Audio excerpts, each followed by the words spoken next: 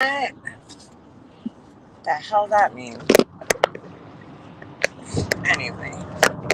Oh my god, I'm so tired. Let's see if anybody comes in here. Hi, buddy. Hey, buddy, I just picked my buddy up. My buddy, my buddy, my buddy and me. Oh, you poor little baby. All right, okay, all right. All right, all right. This poor boy. Oh, you licking mommy? No biting. Oh my god, you stink worse than anything I've ever smelled in my life right now. What happened? Why do you smell so bad? Hey, good morning, everybody. Good morning. Good morning. I'm on my way home picking up my dog from we had a boredom this weekend. We were away in Boston, as they say. So, oh my god, he stinks so bad right now, dude. He smells like dog.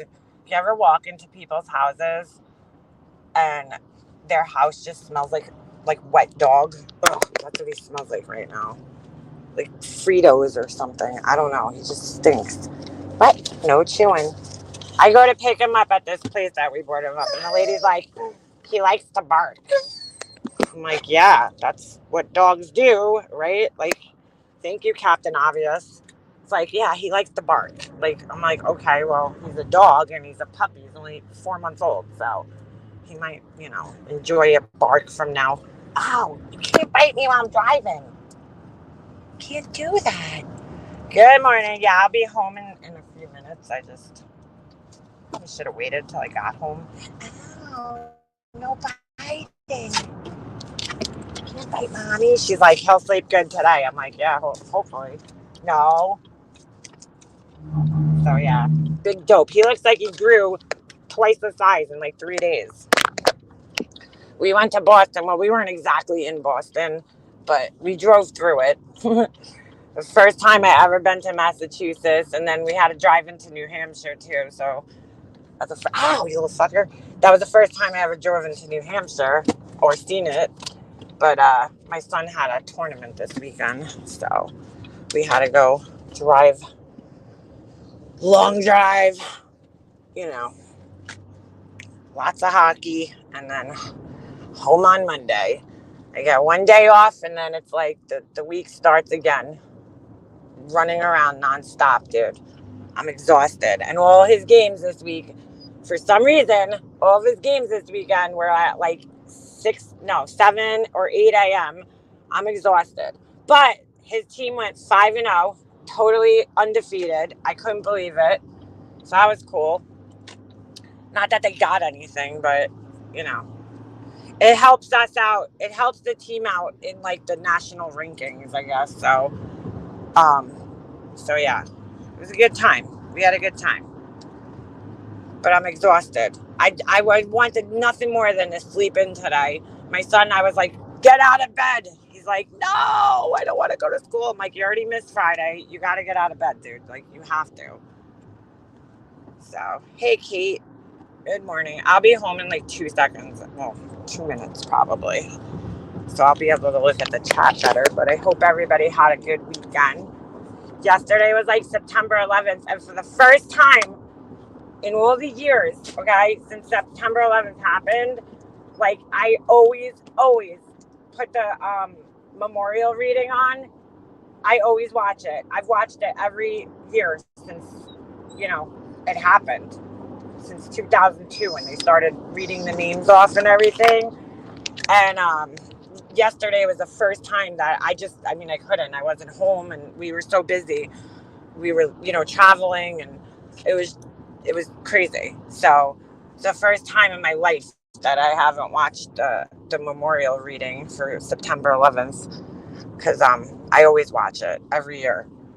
I think it's really important that we like don't forget that moment in our history, and that we honor the people that lost their lives that day, because it's just so sad what happened.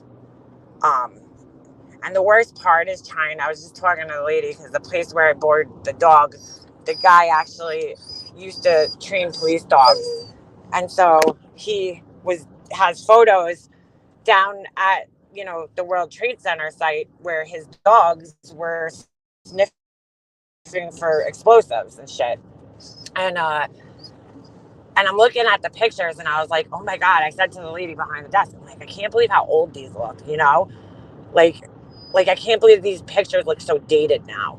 Um, you can see some people in the pictures and like the hair, just like, they just look old. And I'm like, it's just sad that 20 years have passed by, or more than 20 years now, right? 21 years. And it's just crazy. It just went so fast. Yes, we have to heal and evolve, but we have to acknowledge and always remember the lives that we lost that day. And so I'm just like, wow, man, it's just crazy. Just crazy shit. So sad day. And my son was asking me questions. That's what I was talking about with the lady. That my son, yesterday, he's like, Mom, he's like, he's getting older now, so he's starting to think about things more. And he's like, Mom, he's like, why would somebody do that? I'm like, I don't know, man. They idiots. But he's like, did the people die? Like, who died first on the plane? Like the questions that he asks are so weird. Because I think for him, it's so hard to comprehend that, because he didn't see it the way we saw it. We saw it live happening. And like, he he's like they flew a plane into a building. Like, what? Like, it just doesn't even make any type of sense to him. Hate even having to explain. And he, now he knows that like people had to jump out of the building. And he's like asking all sorts of questions about the buildings around, and like, why did they get damaged? And it just like, I hate having to explain it to him, but at the same time, I think it's important to tell him what happened.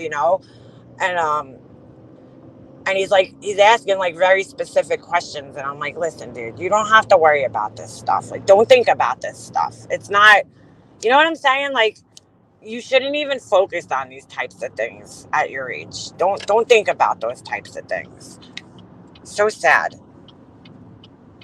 I wish my kids knew yeah, me too, Pugs. I wish my son knew what life was like before that, because it definitely changed our entire, it just changed everything. So much, when you really think about so much that has changed from that, just the way we travel and go on planes, and, you know, just our daily lives that changed. Things are just so different from then. Just like COVID changed a lot of things in our society. We're a lot different. Things are a lot different. Yeah, it was really hard to comprehend. That's what I'm saying. It's so hard to comprehend just as a grown ass adult. Imagine trying to comprehend it as a 9-year old, you know, after the fact. Cause like, he doesn't know the Twin Towers. He doesn't know that part. So it's like so hard. He has to imagine all that. The same way we do, like when, my mom used to talk about like President Kennedy getting assassinated. Like, I can't even imagine that whole thing. I just can't even imagine it. It was a scary, scary day, dude. Scary day in our history, man. I just remember driving home that day I was in class at school, and I remember driving home, and like, just everything was like happening in slow motion. I was listening to the Howard Stern show because there was really nothing else that would come in up by my school. And I was like, what is going on right now, dude? Like, what is going on? Because it was like, the Twin Towers got hit, then the Pentagon got hit. And it was like, what the fuck? Like, what is going on right now? That's when shit got really scary for me. The towers obviously was scary. But then, like, once you heard things happening in other parts of the country, that's when it got really, really, really scary. Because it was like, hitting us here in New York, scary enough, but like, what's going to happen next? How many more people are going to lose their lives today? And then just in the weeks after, realizing the tremendous amount of people that lost their lives that day was just so overwhelming, dude. So overwhelming. Like, it's just like, we've never lived through something like that to even understand. Like, the closest thing we had was like, what, the Oklahoma City bombing? You know what I'm saying? Like, shit like that didn't happen in our lifetime. And it was just so freaking sad. Hold on. Now I'm going to have to get this guy out of the. Hey, girl, how you doing? I see you left. Hold on. Let me do it like this. Come here, buddy. Dude, you definitely grew in like 3 days. Like you're growing. You're growing. Come on. Come on. Yeah, where are we? We're home. We're home. Oh boy, he's pulling. Come on, let's go. Let me just get him in the house. Yeah, where are we? He's like, my house. Probably thought he was never coming home again. Holy shit, dude. I swear to God, he freaking grew overnight. Hey, buddy. Everybody was so scared, dude, that morning. All right, we're going to go in. All right. All right. Super excited to be home right now. I know. Who dat? Come here, let me take this off. Let's go outside. Let's go outside. Come on. Come on, dope. He's peeing? No. Come on. Come on. Oh, he's stuck. I'm like, why is he not walking? His leash is stuck in the door. Come on, let's go. Oh my God. Oh my God. Come on, dope. Come on. Come on. Go ahead. Go out. Ruined high school for me. I can't even imagine. Well, I mean, I was in school, but I was in college at the time when that happened. So I just remember being so angry with my teacher that day. I took an acting class as an elective in college, and he was like such a dick. He was like, when I first got in the classroom in the morning, people were talking and saying that a plane hit, like they were coming in. I was early, to class. I was like the first one in there. And so I'm waiting for people to come in. I was probably early for the first day of my life. And like people are coming into class and everybody's like, oh, they're like a plane hit, the World Trade Center. And he's like, everybody's talking about it, like the class was relatively quiet on a normal basis. Cause you got to remember, it was the beginning of the school year. College up here starts like in September or maybe like late August. So we still, people didn't know each other in the class or anything. And everybody's talking and I'm like, there's no way. Like, and I just remember I just wanted to get out of the class. Like I wanted to go to my car and turn the radio on so I could listen because it was that fucking long ago. It's not like I could look it up on my phone, And I'm like, this teacher, he comes in, he's like, that's happened before. A plane hit the, what was it? The Empire State Building. And there was one girl in the class and she's like, no, it's serious. Like it's way more serious than that. Because when a plane hit the Empire State Building, they hit the antenna. That was it. And it was a small, private plane. It wasn't a passenger plane. And so he's like, oh, it's not a big deal. He's such a dick, this guy. I forget what I wish I remembered his name because he actually was like a real actor. He was on some soap opera back in the day, but he was such a dick about it. And I was like, so like I almost got up and left because I wanted to know what was going on. And then, we got through the class, and then that, when I ran to my fucking car, because I was like, all I wanted to do was get in my car and put on 1010 Wins, which is like the New York City radio station, but it wasn't coming in where I was. And so I turned on, what do you call it? I turned on the Howard Stern show, and I'm like, I listened to it. I've gone back and actually it's on that episode of the Howard Stern show is actually on YouTube. And I just remember listening to it and thinking, what the fuck is going on right now, dude? Like, what is going on? And then when I got to the deli, I walked in and they had the TV on, and that's the first time I saw it. And I was like, what the fuck? Everybody's just standing in the deli, like crowded around the TV, just looking at it. Like, what the fuck, dude? The building has a gaping hole in it. What is happening? Oh my God, it's just such a crazy day. Such a crazy day. Just never had to happen, dude. Never had to happen. I was sitting at a desk when it happened. I was at work. My mom had worked at Kmart at that time, and she was in the hold on, I forgot to close the door. So she was like, you know how like in like Walmart, Kmart, they have like the electronics department and they have all the TVs. So they had like all the TVs tuned to like the news. So she was watching it on like fucking 30 TVs. She's like, everybody in the store was just standing there watching the TVs, like, what the fuck, you know, crying hysterically. I mean, I was crying. I remember standing in my kitchen just crying hysterically because I was like, you just sat there and thought to yourself, dude, there's fucking thousands of people in that building. There, you know, if you've ever been to the city, dude, if you've ever seen those buildings in person, I mean, you couldn't, if you stood at the base of the World Trade Center and you looked up, you can't see the top of the building, dude. That's how tall they were. It's not like the Empire State Building. I mean, any of those tall buildings, the skyscrapers, if you stand next to them, it's very hard to see the top. But like, they just looked like they fucking went on forever into the sky, you know? And you just like really think about the amount of people that fit in a building like that, you know, thousands of people in those buildings. And you're like, oh my God, dude. Like, you know, and it was very hard to understand if people got out. You know, it was just fucking crazy. It was just crazy. Yeah, Ems, me too. Hearing that people were jumping from the building is the part that was the hardest and still is for me.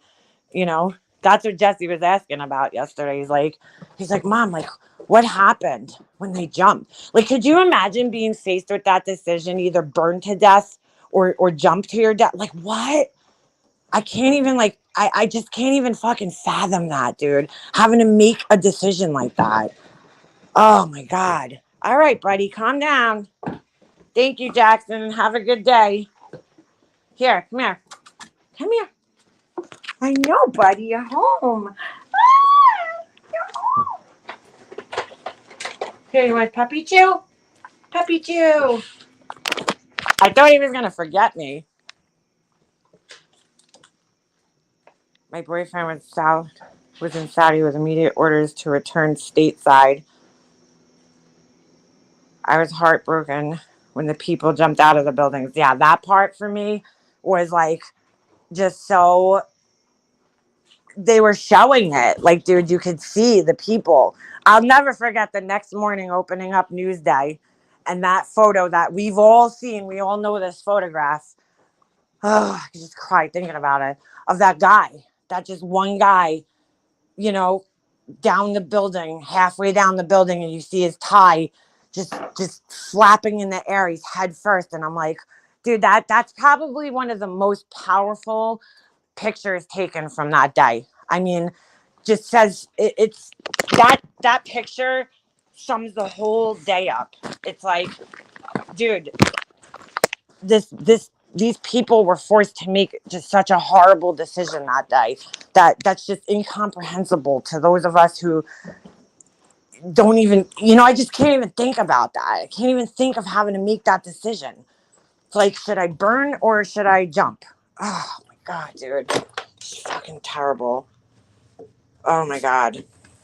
Yeah, it is a permanent part. That picture and then the picture of all the firefighters, which is crazy because when I was just picking my dog up, that picture from that same area where you see the one piece of the building, the facade, I should say, of the building standing up, kind of sticking out of the ground, and then all the fighters and everybody just standing around it with the big cross that they made out of the steel beams, like, or that they had.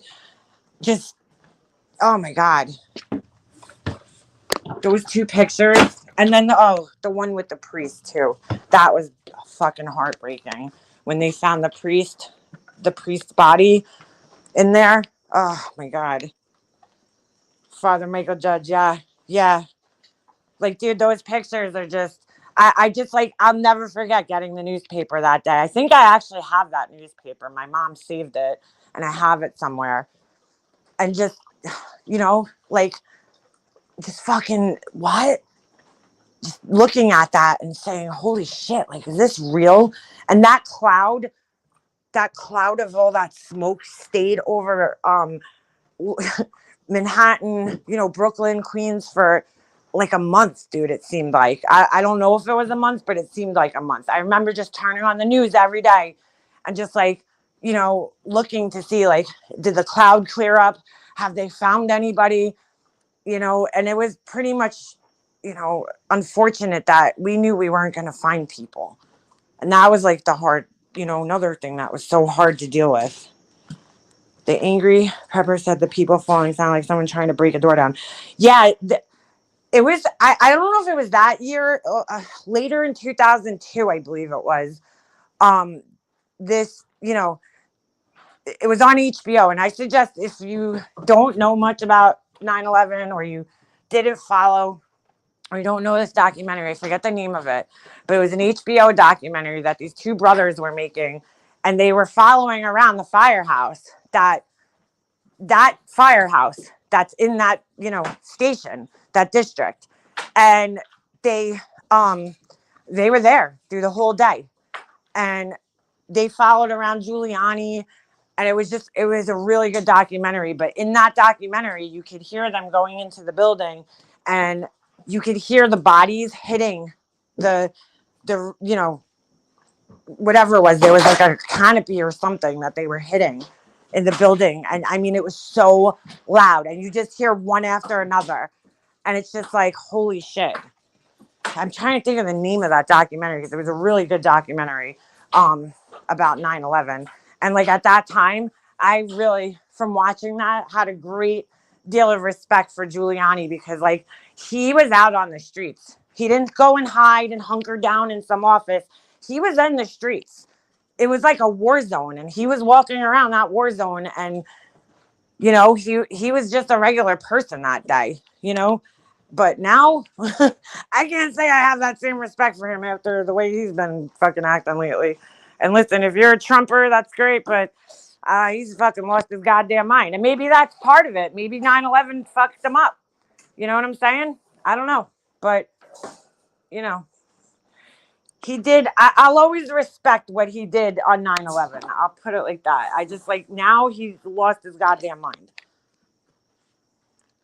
And he did great things for the city. I mean, he really did. He cleaned up Manhattan, Times Square. He put police everywhere, all over the, city, which is really sad because that's all being deconstructed now in the city. The police are being defunded, and it's fucking sad, because he did a lot of good for the city. And some people hated him for that, but a lot of people loved him. And it was really sad that he, turned into what he turned into. Excuse me, crazy head. Come here.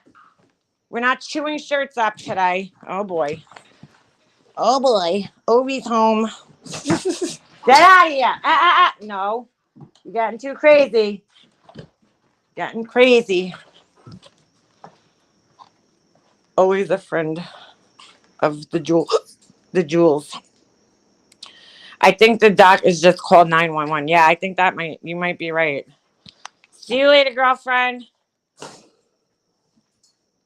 So anyway, on a lighter note, I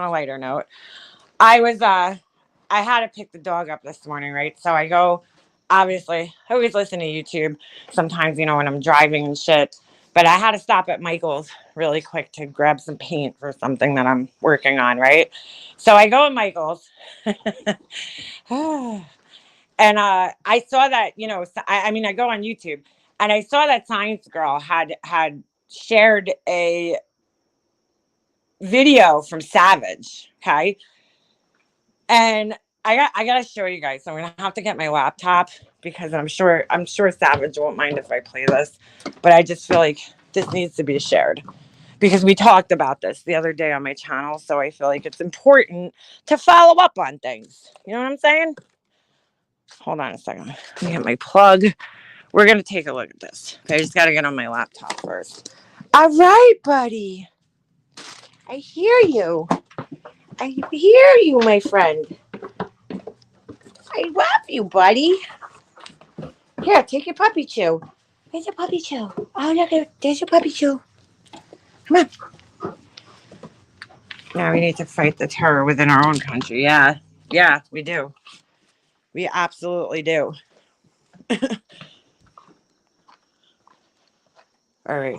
Is it a Halloween? No, actually, it's not Crazy Gemini, but I definitely have some in mind, in store. It's creeping up on us quick, you know, Halloween stuff. My husband's like, don't you make another thing. But I'm like, I have to. I have to. All right, let me get this. Speaking of making things, though, I was making these like hangers for my son's hockey team because last year we had them. One of the moms had made them, and it was like, you know, it has their name, their number, and the team, right? So, dude, I order shit on Amazon all the time. My goal was to have them done Monday, I think, or Tuesday, rather. Sorry. You know, and I order shit on Amazon all the time. Hold on a second. Get that. I don't want you ripping this up. So I'm like, you know, I ordered the hangers, and then my husband, you know, later informs me that, oh, you need to order more because you have to do two because they have two jerseys, the home jersey and the away jersey. So I'm like, oh shit. So I go to order the second box of hangers, right? I have no fucking idea what happened to this thing. Like, I have time, so everything usually comes in 2 days. Not that day. Not this thing. Totally got lost. I don't know what happened. And then they refunded my money. I was so mad. I'm like, all the time. I've never had a problem ever ordering anything from Amazon. But, you know, it's like the one time you actually need the things that you're ordering. Because like 99.9% of the time, I don't need anything that I'm ordering from there. Yeah, that one time, that's the time that it doesn't come and something happens and it gets fucking lost in the mail. All right, hold on.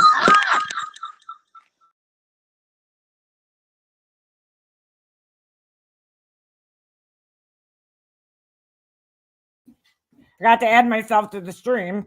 All right, sorry. The dog's squeaking his little thing. So take a little look here.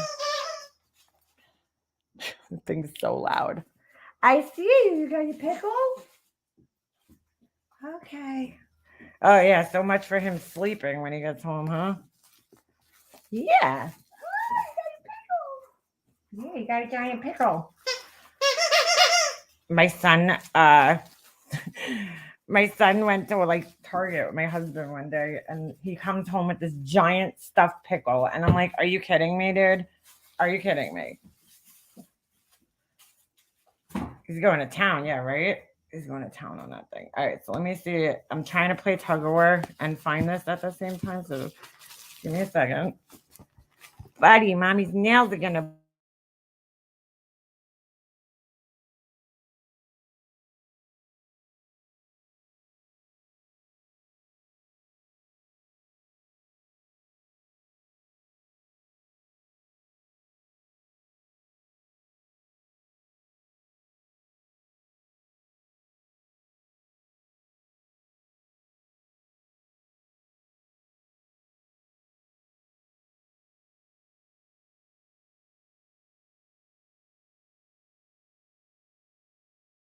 Bitch, the stupid thing is now gonna start doing this again. I hate this motherfucker. All right, let me screen share this. I'm not gonna play the sound because the sound is not well. I don't know.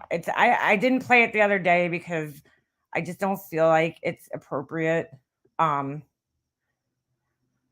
this poor girl, I told you guys about this. You could go on the Kool-Aid channel. You could find it yourself. Okay, this poor girl, she wrote her Molly Golightly's son a letter. Okay, and yeah, he has a stuffed pickle. Yeah, his stuffed pickle. Because my son picked it out. I'm like, really, dude? Let me just make sure he's good boy. Good boy. So anyway, right? She reads this letter that she claims she found in the laundry that this girl wrote to her son. Okay, and just to give you a brief thing of the letter, I don't want to embarrass the girl anymore because it's just not right. But in this letter, she's like basically claiming that, you know, the girl's like talking about a lot of her insecurities, she doesn't have clothes. Um, and it's like he's her dream guy, and she just like he has a girlfriend, and she's like letting him know that she really likes him, but like she's not popular enough, and clothes aren't good enough, and her hair isn't good enough, like those types of things, right? And I give the girl credit for opening up and putting that out there to a guy at that age, right? Because I would never have the balls to do that.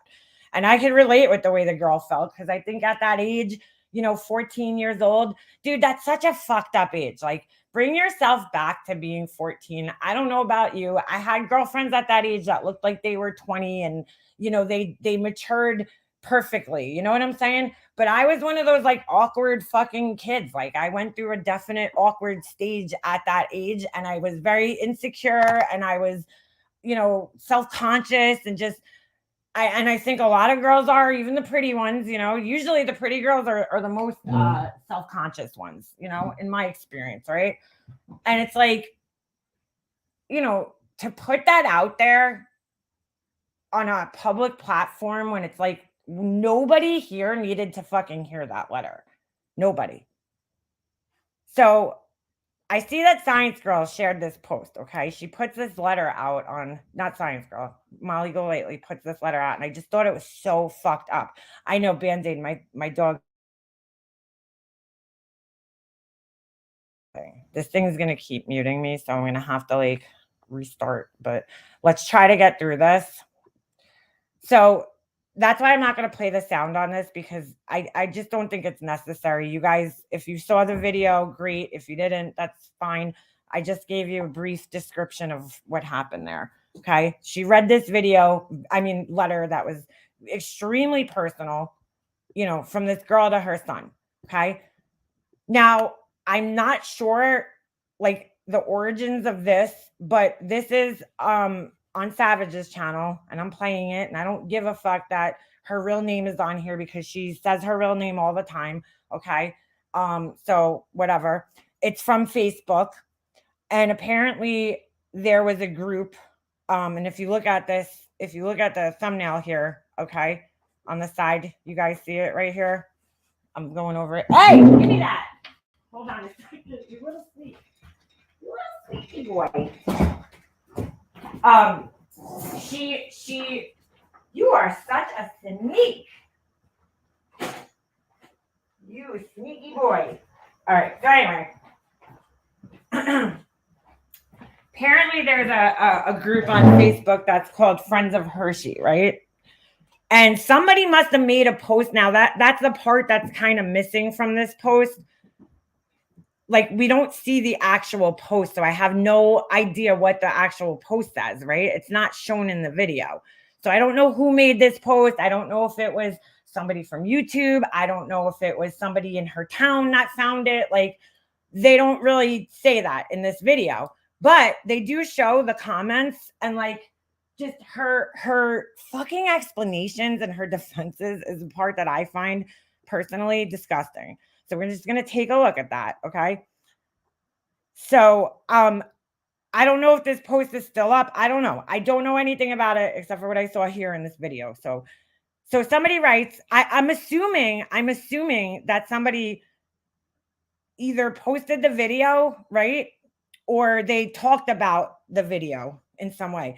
And like, I don't know. I don't know if they actually posted the video, because if you read through the comments, what you'll see when we read through the comments, it seems like they didn't, in a sense. I don't know. I don't know if they posted it or not, but like, basically this is about the video and how it was posted. Okay. And obviously people are pissed off. So this woman, and I hate that this shows, real people's names, but this person named Susan writes, this is sheer cruelty, right? So MGL comes underneath and she goes, no, cruelty is what's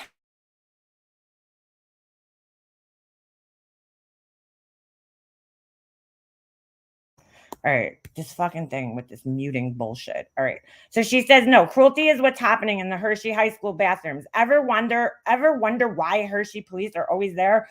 All the drugs, the parents of her, she didn't give a, wait, what? All the drugs, the parents of her, she don't give a shit about, their kids keep going. Like, dude, this woman's so fucking illiterate. It's not even funny. I don't even know if she's made it through high school. That doesn't even make sense. I didn't read all of these before because I was like, I was driving. So when I stopped, I read a few of the parts. Okay. So it says, whatever the fuck she just said, something bathrooms. Ever wonder why Hershey police are always there? Sorry. All the drugs the parents of Hershey don't give a shit about their kids keep going. So this lady writes back there. She says, you are responsible for your actions. The bathroom issues may be real, and that is awful, but stick to your despicable and cruel actions. Okay, so I don't know what the fuck she's trying to say about the bathrooms at the school, but whatever, dude, right? And they don't show. Okay. So she writes to the woman, cruel? Sit down, Karen. So the woman writes back, you are a big bully. Okay. So, people are Karens now to her because they're responding to this horrible thing, dude. Like, what the fuck possessed you to read this letter, from this 14-year-old minor girl online in a chat where you had thousands of fucking people? Like, this is what's wrong with this lady, is that she respects nobody's privacy ever, dude, ever. It's the same way she showed my phone number to a chat when there was like 600 people in there. She just has no respect for people's privacy, man. It's disgusting. I would never do that, dude. I would never read something personal like that from a child on a live stream. Okay, so now there's another comment from another woman, okay? She says, and her profile says she's a life coach. She should go back to Vegas where she came from. Hold on a second. Right? So the next person says, she sounds like a real piece of work. I stand by my comment of her going back to where she came from. Okay? So one of the comments was deleted for some reason, and I'm not really sure why that is. So they scroll down more comments. They get better. So she writes back to this girl, yes, I've been a successful life coach for 5 years with over 4,500 life coaching hours behind my belt. First of all, it's under your belt, not behind your belt, but that's besides the point. Okay.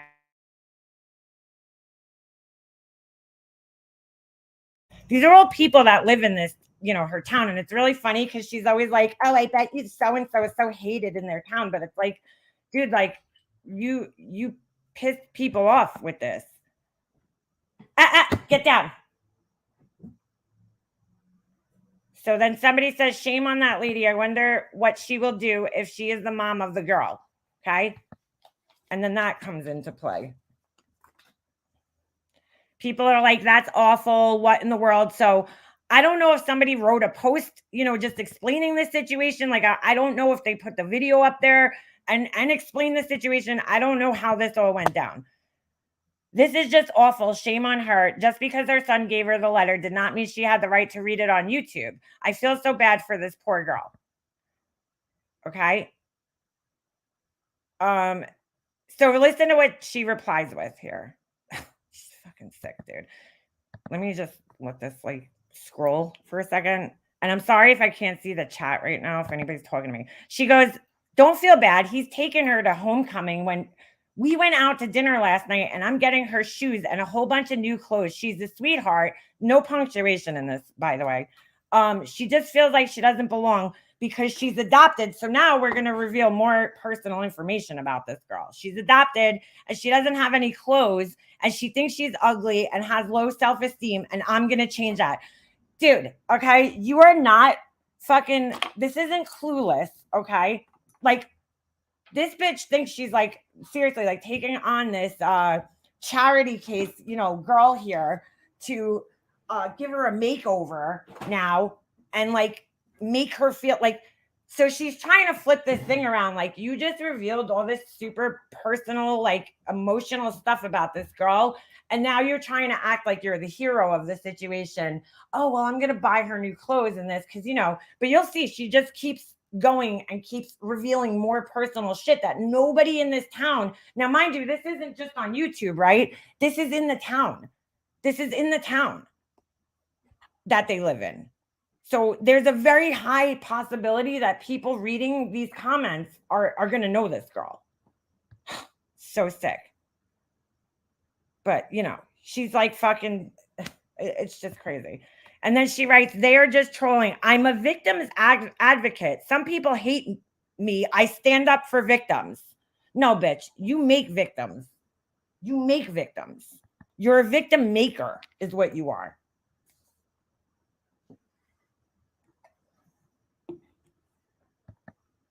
This woman writes, that girl has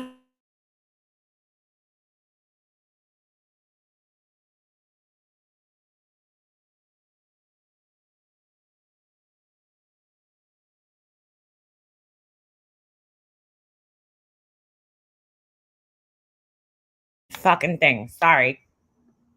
Okay. So she goes, I don't know if you guys heard the first one. That girl has more courage than most kids I have witnessed. I've witnessed teens nonstop Snapchat their crush, but can't communicate to each other while in the same room. And then somebody else writes, are you kidding me? You have a grown ass woman betraying someone's trust. She needs to go. Okay. And these people are, completely well within their right to do this, to say these things. So now she writes back to this woman who said that she was betraying trust. Okay. She writes, betraying someone's trust. Let me tell you something about Hershey High School. Oh my God, dude. Could this woman just please use a fucking period or a comma or just like something? Something, dude.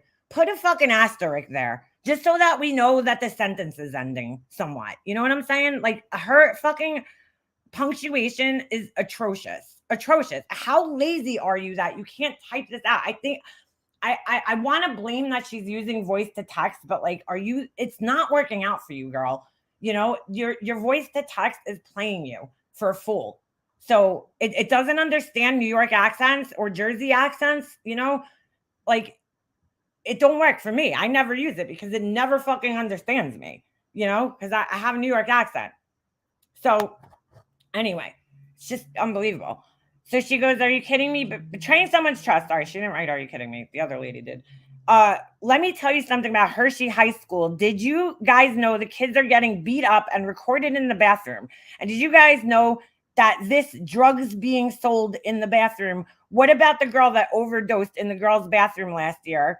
What about, hold on, it goes on. What about, like, what? What does this have to do with anything? What does this have to do with what you did? So, all right, what about the girl that overdosed in the girls' bathroom last year? What about the best gold bowl player that was butt body slams in the boys' bathroom? And then the autistic kid that was attacked, meanwhile, she was just attacking somebody who was autistic, but we'll talk about that in a minute. That was attacked. You never talked about this on this group. She was never really identified. Well, again, because we know that this woman has no understanding of what a fucking minor is. She was never identified for that reason because she's a minor, okay, in the group. So nobody's gonna identify her, you dumbass. But like, first of all, that made no sense. I don't know what the fuck she's even trying to say there, but something about an overdose in the bathroom and then like some guy that got body slammed, okay, and an autistic person that was attacked. But what does this have to do? Okay, because at least these are children doing this. I'm not giving them an excuse. Your kids shouldn't be bullying and they should know better. But a 47-year-old woman should definitely know much better to not read out some private personal shit of a minor who's extremely self-conscious and vulnerable already. You know what I'm saying? It's fucking sick, dude. So this girl writes, if Hershey is so terrible and the school is so awful, move back to wherever you came from. I like this girl, whoever she is. All right. Somebody writes, that has nothing to do with you putting this girl on blast. Did you forget how rough it is for a teenage girl going through high school? And by the sounds of it, she's already struggling and you just made a bigger target on her back. You're a victim's advocate? Like, they're like, what? Okay, so this person, again, another person who seems to, be smart. There's plenty of victims out there for you to advocate for. You didn't need to create one yourself. The damage is done, but you could at least take it down or edit the video to admit her letter, I guess is what she's going to say. I have to wait for it to scroll again. Oops, sorry, went too far. all right, you can take it or admit her details, which should have been done in the first place. So now somebody else jumps in. They say, okay, Marissa, back up. So let me tell you about Hershey. You know nothing about me and where I am from. Hershey could care less about the kids and the school system is ridiculous. Zero tolerance for bullying. So where are all these kids' teachers when their kids are being beat up and drugs being sold? Back in the day, there were cops in the parking lots. By the way, I am no part of this group. I don't even know what this person's talking about, to be quite honest with you. This doesn't even make sense. Just as stupid as what she wrote. So this guy is like, fuck this. I'm just posting. I'm going to post this. I'm going to post this fucking screenshot. Okay. Jeffrey Caldwell, they dropped the charges. I sell merch. This is her responding now. You could buy, listen to this fucking asshole, dude. They dropped the charges. I sell merch. You could buy a mug of my mugshot on a coffee mug for $15 if anybody's interested. Dude, so now, not only are you embarrassing this girl, you're embarrassing yourself, your husband, and your child in the town that you live in. And then you have the nerve to sit here and be like, oh my God, I bet you make a mobster so hated in her town. Yeah. No, girl. I don't do shit like this. And this is embarrassing. Honestly. Very embarrassing.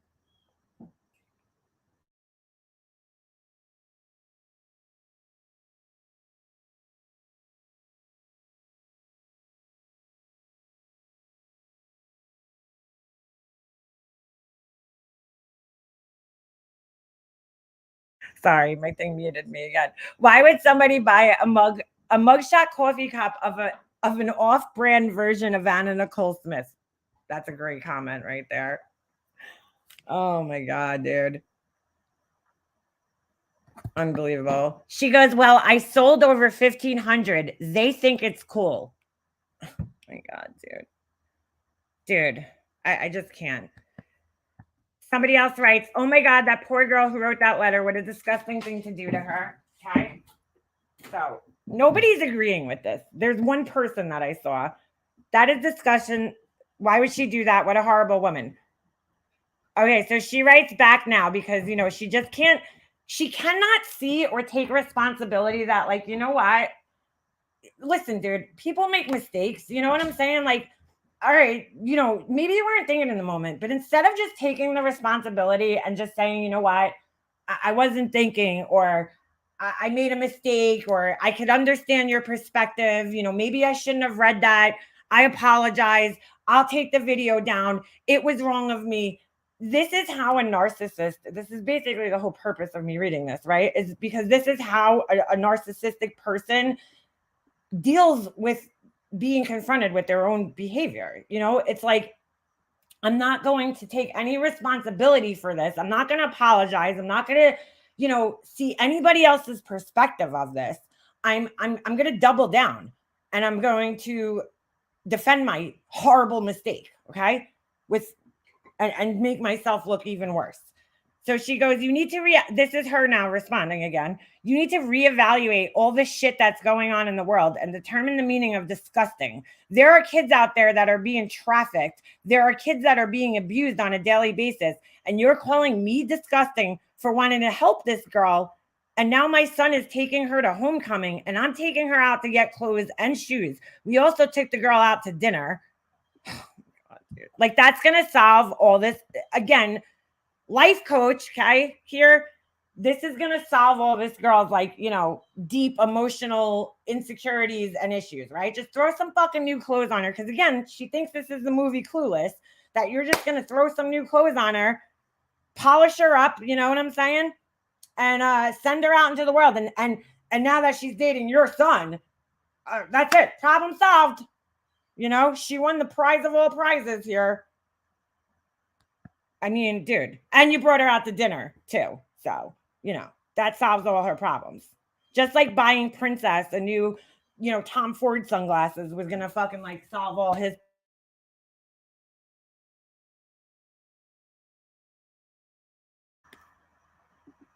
All right. Whoops. Sorry. That went a little fast. Yeah, we took her out to dinner last night to get to know her. She's a sweetie pie. No punctuation in any of this. Okay. She just feels this is the part that's sickening, okay? To get to know her, she's a sweetie pie. She just feels very insecure about herself because she's at Hershey. Nobody likes her because she thinks that she's weird and she thinks that she's ugly. Oh, I'm sorry. This isn't the one. She's a life coach. I mean, she's ugly. I'm a life coach. I have set her up for success. Like, what? What? You set her up for success? Somebody else writes, that's disgusting. Why would she do that? What a horrible woman. Somebody else writes, that's horrible. She should be ashamed of herself. Nope, I help people. That's what I do for a living, she writes. Yeah, you help people, all right. You help this snow bird girl? Okay. Yeah, you help people. Somebody writes, that's really interesting, and puts the mean girls thing. At a minimum, please remove the link to the video from this post. Giving any additional opportunity for this girl to be potentially identified or embarrassed by increasing the views is counterproductive to calling this woman out for doing it. Not sure who else admins this group. Okay. And I gotta kind of agree with the woman in a sense, but I don't know who posted it. I didn't know the video was on there. I didn't see this part of it before. So shut her down. Shut her down. Unbelievable. Buy her a gift card. Yeah, that will fix it. Because that was one of the things that she was saying in the video, is that she was going to buy this girl a gift card to like fix all her problems, Whenever someone complains about bullying in school, we don't have to look far to see it's learned at home. That's somebody else wrote that. Okay, so now she writes, no, I'm a life coach. No one's going to shut me down. Like I said prior, we went out to dinner with her last night. And my son this is no punctuation. Sorry. Let me try to figure out where she meant to punctuate. No, I'm a life coach. No, comma, I'm a life coach. No one's, okay, period. No one's going to shut me down, period. Like I said, comma, prior. Oh, I'm sorry. Like I said prior, comma, we went out to dinner with her last night. My son is taking her to homecoming. Well, that should be comma. My son is taking her to homecoming, and I'm going to be taking her shopping and getting her shoes. She feels like she's very low. She feels like she's very low self-esteem. So she just keeps like, oh God, dude. Hold on. I got to wait for this to scroll.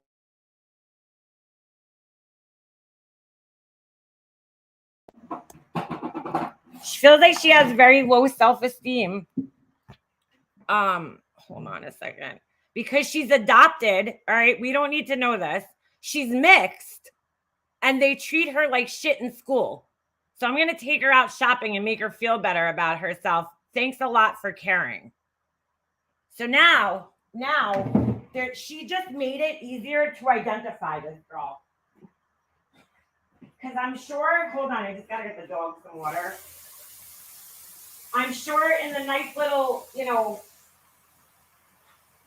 probably predominantly white town of Hershey, Pennsylvania, there's not many mixed race, girls in the school. Like, why? Why are you putting this out there, dude? Why? Oh my God, dude. Like, and that's her defense. So again, she's the hero in this situation that she created, right? So she's not only the victimizer, she's also the hero. So this girl writes below, and I have to agree with this girl. She says, life coach, like question mark, you can't fix her by shopping. Go do whatever you think you need to do, but it sure sounds like it is more for you than her. Best of luck. But I don't know what that means, but she likely would benefit from professional help. So she goes, no. When you shop and help her out with things she needs, she starts to become more open and comfortable, and you start talking, and there's an open line of communication. In a couple of hours, you could build self-esteem in a child. Does she really fucking think that, dude? Because if she does, I feel awful for her, because that's just not, that's not true, dude. Yeah, could you make somebody feel better, temporarily? But yeah, maybe. But if there's serious emotional problems or something, or self-esteem issues, buying her a bunch of new clothes isn't going to fix it. I mean, this is just Crazy. This is insane. That's how it's done, she writes. So somebody says talking to kids does help. Posting all their life issues on a public page does the opposite. Who are you building up here? So somebody else writes, what person wants their innermost thoughts, feelings, and insecurities published online? Oh my God, sorry, the dog just hit the freaking thing. Most adults would not feel comfortable with that, yet you did this to a child. Did you have, sorry. Did you have, I'm sorry, stop hitting my laptop. You have a permission before you read this?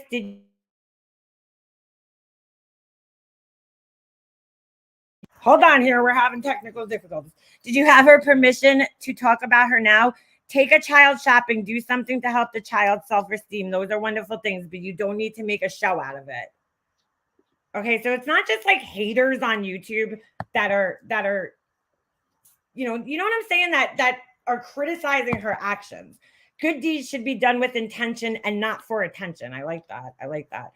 So somebody said that could have been done without reading a letter on YouTube Live that the girl clearly stated at the end of the letter not to share with anyone, not even your son's friends. You could just admit you were wrong to read it out loud. Yeah, you're right. You're 100% right. That's all that's what I'm saying. That's all she has to do here is just be like, you know what? I fucked up. Here. And like, fine. You know what I'm saying? But nope, she can't do that. Sorry. I can't see the chat, so I mean, just sorry. Now she writes it, right? After how many comments? I'm wrong. But is the video still up? I wonder. Whenever someone complains about, okay, I saw that comment already. Some people will sink to new lows for attention growth. So somebody obviously Googled her. Oh my God. Oh my God. Hi. Here. Okay. Enjoy the show, they wrote. I just saw that was one of the least viewed episodes. Oh my God, really? I didn't know that. Somebody says, what do you have to say? She goes, you just distribute it to people who never saw it and you won't say your name and just go in. Holy shit. Wait a second. Did she make this post? Because look what this person wrote. But you just distributed it to people who never saw it. And you won't say your name and just go incognito like a mean girl with no good intentions. You are bullying. I don't know what this person's talking about. Stop it. Here, come on. Oh my God, dude. Please don't tell me she's the person who made the post. Like, I'll die. Go get this guy. Wow, dude. No. So she goes, I got a lot. Go scroll up. As a victim's advocate, I help a lot of people. I'm proud of what I do. Oh, oops. Sorry. Went too far. And my audience is worldwide. My revenue doesn't come from Hershey. Like, what? Who gives a shit? Oh my God, dude. I mean, just wait.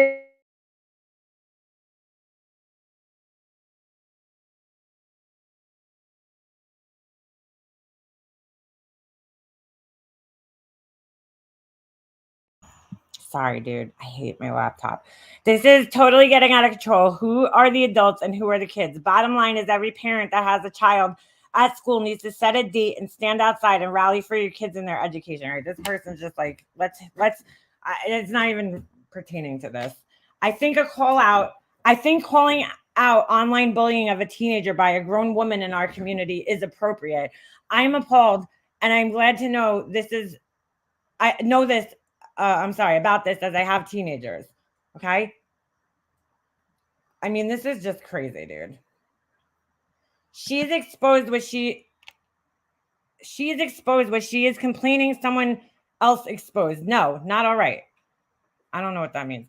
Not all right. Common sense. If you have a problem, address the person. This is just hypocrisy. And those of you, this woman's like kind of semi standing up for her. And this is just hypocrisy. And those of you joining in to online bully someone that just exercise bad judgment are worse. I'm sorry. Whatever. fuck that lady. She's an asshole. I disagree. The YouTuber is bullying a child, which I do not find empathetic. The poster is calling out an adult for harassing behavior. Okay, so she wasn't the original poster. Not to mention, this YouTuber notoriously harasses people on her stream. No wonder they want to post anonymously. Oh, so the person who posted it posted anonymously. I gotcha. With that said, I agree that disseminating the video defeats the purpose of protecting the minor. Okay. So the person who posted it, I guess they posted the video under a fake account, or maybe, I don't know. I guess you could post anonymously. I don't really post in these like groups too often. So I don't know how it works, or any groups on Facebook.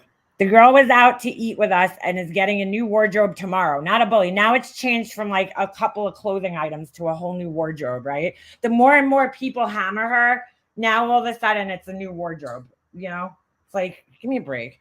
If you saw the letter, you would cry. I don't know. I don't know. I don't know if the letter was posted or not, dude. I'm so confused. Okay, did she or her parents, if she is a minor, give you permission before you read a letter publicly? And of course, she doesn't answer back. And that's pretty much it, because this is another person this is the same comment I read before, but it's just like, dude, I just don't know how you defend that. I don't get it, dude. Like, I don't get how you think that any of this shit is okay. Whoever posted that video, that's not cool, man. And you know what, Easy? I agree with you, because somebody came in here the other day and they're like, oh, I contacted the school and I think that person unsubscribed from me. And that's fine, dude. If you are upset with me for saying that, great. I mean, I don't care. I'm going to stand by what I believe in. I don't feel it was a necessary thing to do to call the school, because it's not going to change this idiot's behavior in the future. She's already humiliated several kids from her son's school on her streams in various ways, including him and his friend. So, like, you know what I'm saying? Like, it's not going to change her behavior. Contacting the school, like, just what she did was wrong, but if you would have kept it contained to, in the grand scheme of things, YouTube is small. I mean, yes, is it open to the whole wide world? But yes, but is the whole entire world watching? No. Now you just put it on Facebook, right? And now it's going to be even easier for this girl to be embarrassed and identified. So whoever did that, obviously had to be somebody from YouTube. And I don't agree with it, dude. I personally wouldn't do it myself, because you're just further embarrassing the girl. So I do agree with some of the comments that were written there, pertaining to that. Get down! Fucking dog. But I'm just like, at the same time, just to see her fucking sitting there defending this shit and like really trying to play the hero. She's like, doing the whole clueless thing. Like, I'm going to take her out, buy her a new wardrobe, and that's going to solve all her problems.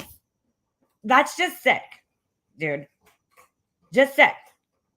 Yeah, I thought her secretly filming Robin's minor daughter in a church was low.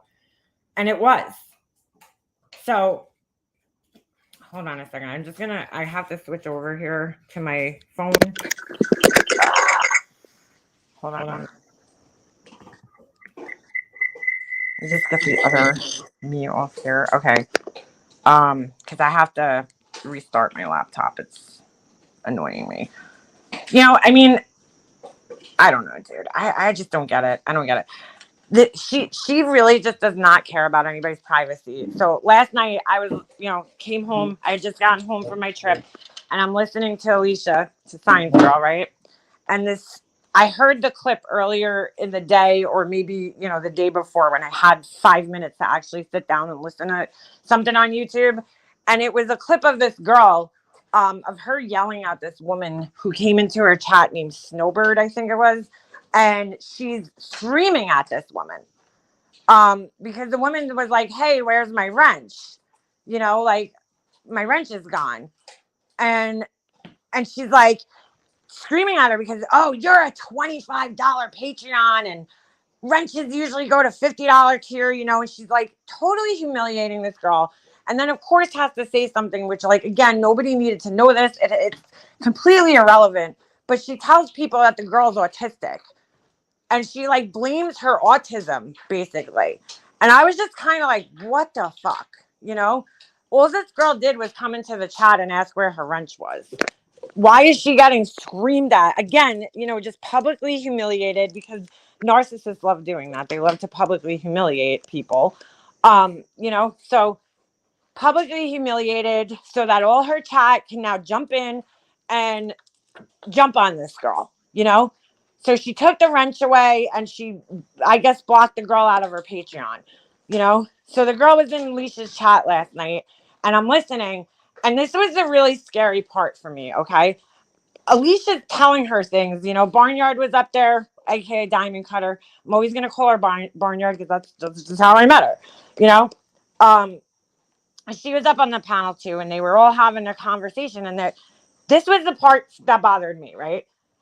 This girl had no idea about like some of the shit that happened, that she's done. And I was going to take a link, but I was just so tired last night. But I was like, I really wanted to ask her, what made you hire this woman as a life coach? I left that part out, but yes, she hired her as a life coach. And that is, to me, the scary part, is that like there really sincerely is people out there believing that this woman's a life coach and they're paying her for it. And I don't know, dude. Listen, I'm not, this is no offense to Snowbird. I'm not putting her down. Okay. So let me just put the disclaimer out there before I go on. I personally, obviously I'm biased. I have my opinions of her due to my experiences with her.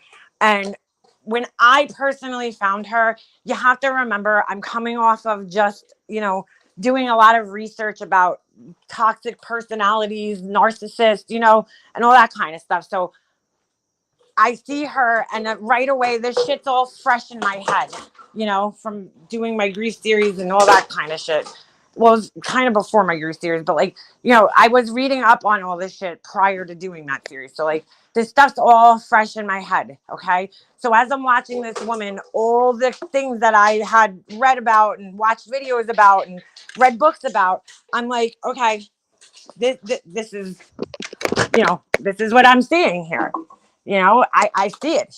I totally see it. Plus, there was just things in her personality that don't go in with my personality. You know what I'm saying? I'm not one to ever put people down for not being able to afford something. I'm also not one to sit there showing things off, like shoving it in people's faces, bragging, so like those types of qualities in a person are not the kind of qualities in a person that I would personally want to hang out with. I don't like people that do that. I just don't. I don't like people who go around talking like they're better than other people because they have more than them. It's one thing to be proud of what you have and show people and educate people, but it's another thing to just literally sit there shoving it in people's faces. Like, you don't have this, you couldn't afford this, and then trying to use it as means to point out that you're better than somebody somehow with that shit. Like, to me, that's disgusting. And so those are the things that I personally saw in her that I was immediately turned off by. I never liked her. But I really wanted to ask this girl last night, like, because I don't, it's so blaringly obvious to me that something's off about her, okay? And like, I went back when I originally found her, it was during the watch days, and I went back and I watched some of her older videos, and the more videos I watched of her, I was like, there's something off here, And I'm like, how do these people not see it? It's just mind-blowing to me. This girl knew nothing. And watching her react to all the different things that Alicia and Barnyard are telling her, hey, Heels, hey, Angel, sorry, I didn't say hi. Hey, Beefers, didn't say hi to the chat. I've been yapping so much. It was just kind of like scary to me. Scary is probably the best way, because I'm like, these people like don't know about all this shit. And the girl was horrified. The more she was finding out, the more horrified she was getting. But I was like, dude, like, what the fuck? Like, I don't know. Her behavior in some ways has gotten worse, but I feel like, me, that's one thing I think me and Alicia agree on, because Alicia's like, yeah, she changed. And I'm like, no, no, no, no. She never changed. She's always been like this. I think that she could be worse sometimes more than others, but like, if I look back at her behavior since I've discovered her on here, it's always been the same. It's always been the same, dude. She's always been a piece of shit, So I don't see the change, maybe in some ways she's got a little more arrogant, because now she has more subscribers, more people to blow her head up about things. Like, so yeah, could she have gotten worse in some ways? Yeah. But I feel like her behavior is pretty consistent. Like, she's been pretty consistent in being shitty to people. If you think about it too, back then in some ways it was worse because, there was rules being set up still for YouTube. Not just by YouTube itself, but also people, her following, us, the drama people, So like, she would do things like, I don't think she has the balls to have people swatted nowadays, because people are smarter to know that it's going to come from her because she's already done it, Like that girl last night, she doesn't know what happened to me. She has no idea. She might never know. And that scares me, that all these people don't know what this woman's capable of. And this girl did nothing to her. It's not like she, called her an asshole or whatever. Nothing. She did nothing. All she did was go into chat and say, where's my wrench? I'm a Patreon. If you go on her Patreon, I've read it on here before. I'm not going to read it again. But if you go on there, that is one of the rewards of being a Patreon of hers. So now you're going to get angry?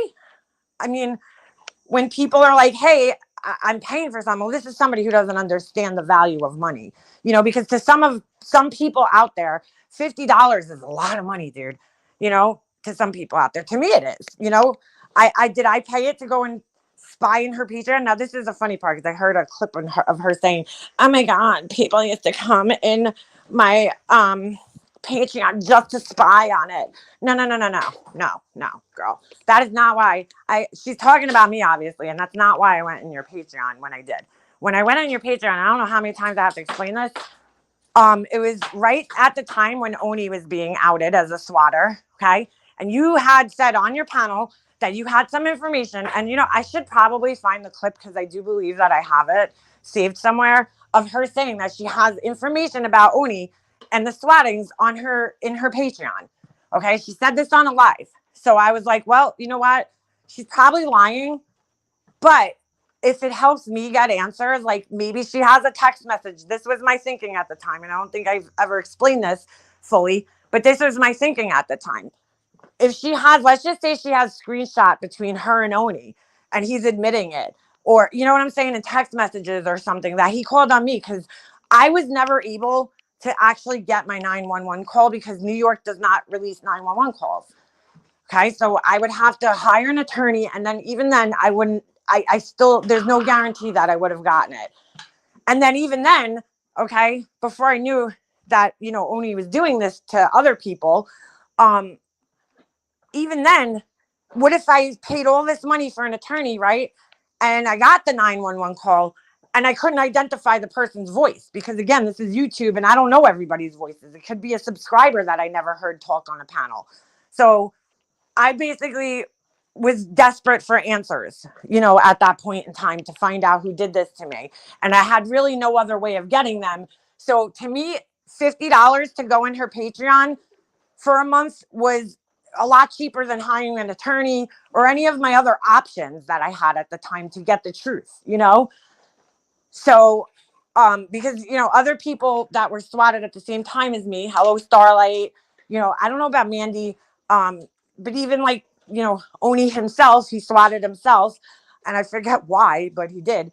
They were able to obtain the 911 calls because they live in other states. I never was. So they were able to get their answers for 100% sure, and I never was. So in my opinion, in my head, and my thinking, the $50 was worth the gamble, dude. It's like going to Vegas and putting $50 in a slot machine.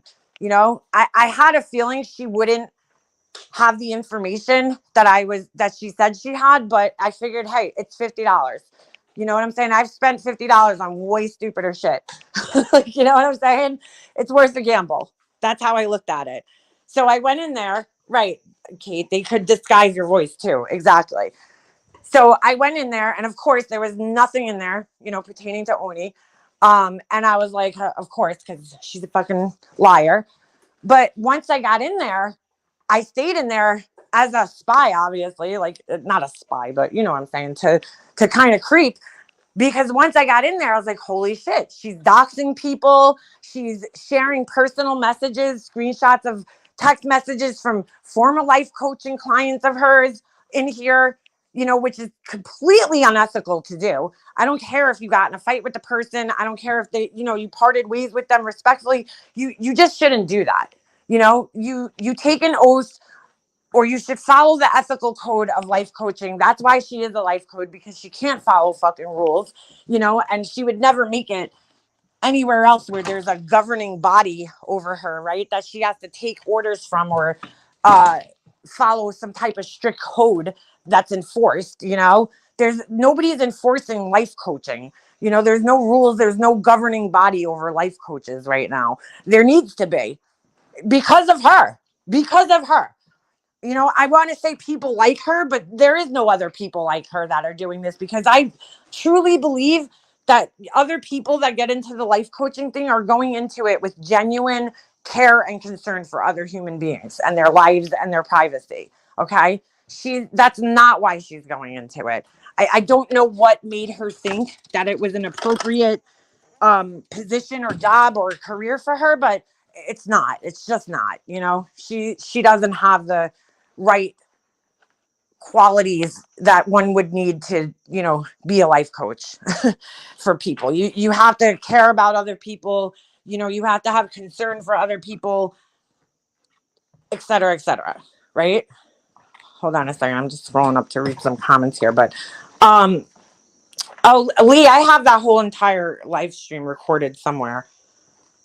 I have it somewhere. And thank you, Lee. You didn't have to do that. I appreciate that you did, but I've always said to everybody, I don't need anybody sticking up for me for her, because and I appreciate you did, but she's nobody's ever gonna get through to her, dude. As you can see, she had all these people in this group telling her that what you did was wrong, and here she is defending herself, and then finally, just to kind of be at the end, right after all this explaining she's done, at the end she's like, I'm wrong. And she doesn't, that's not sincere, we know that. But anyway,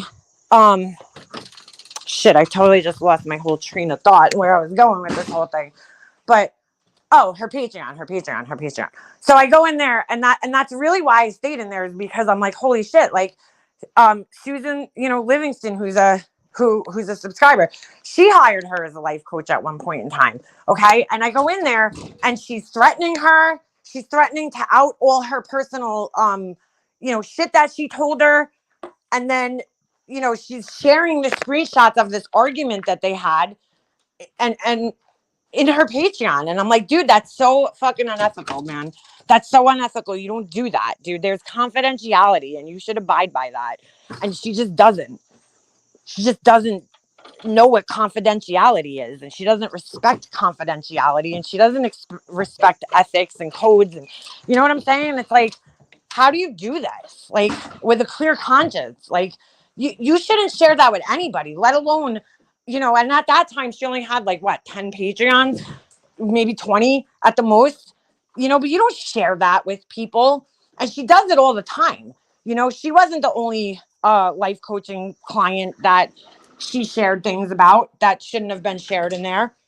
So I stayed in there for a couple of months, because I was like, dude, this is crazy. Like, I mean, the doxing that was going on, everything. Then finally my family was doxed in there, so now I'm like, I mean, there was these, and I was quite shocked, to be quite honest with you. There was these long, and I've read some of them on here. You'd have to go digging through my lives to find them, because I don't know where they are. I've read some of her posts on here from her Patreon. I mean, there was these long, rambly posts about me. Me, Laura, people that she supposedly didn't give a fuck about. There was another girl, Barbie, you know, that she was friends with and totally harassed on here because, you know, their friendship ended, unfortunately. Kim, you know, this girl Kim, which they were talking about and explaining this to this snowbird girl last night, you know, Kim was, what she did to Kim was just on another level of disgusting. You know, Kim had medical issues and she would, I mean, she went live again with hundreds of people in her chat. And she's like, oh, you know, she's not really blind. She's not really dying. Then she would go live and be like, is she dead yet? Is she dead yet? And guess what? The girl did end up passing away. And she never apologized for it. She never said she was sorry for doubting her illness that she was talking about. I mean, just fucking horrible shit, man. All this woman does is harass victims. It's fucking gross, dude.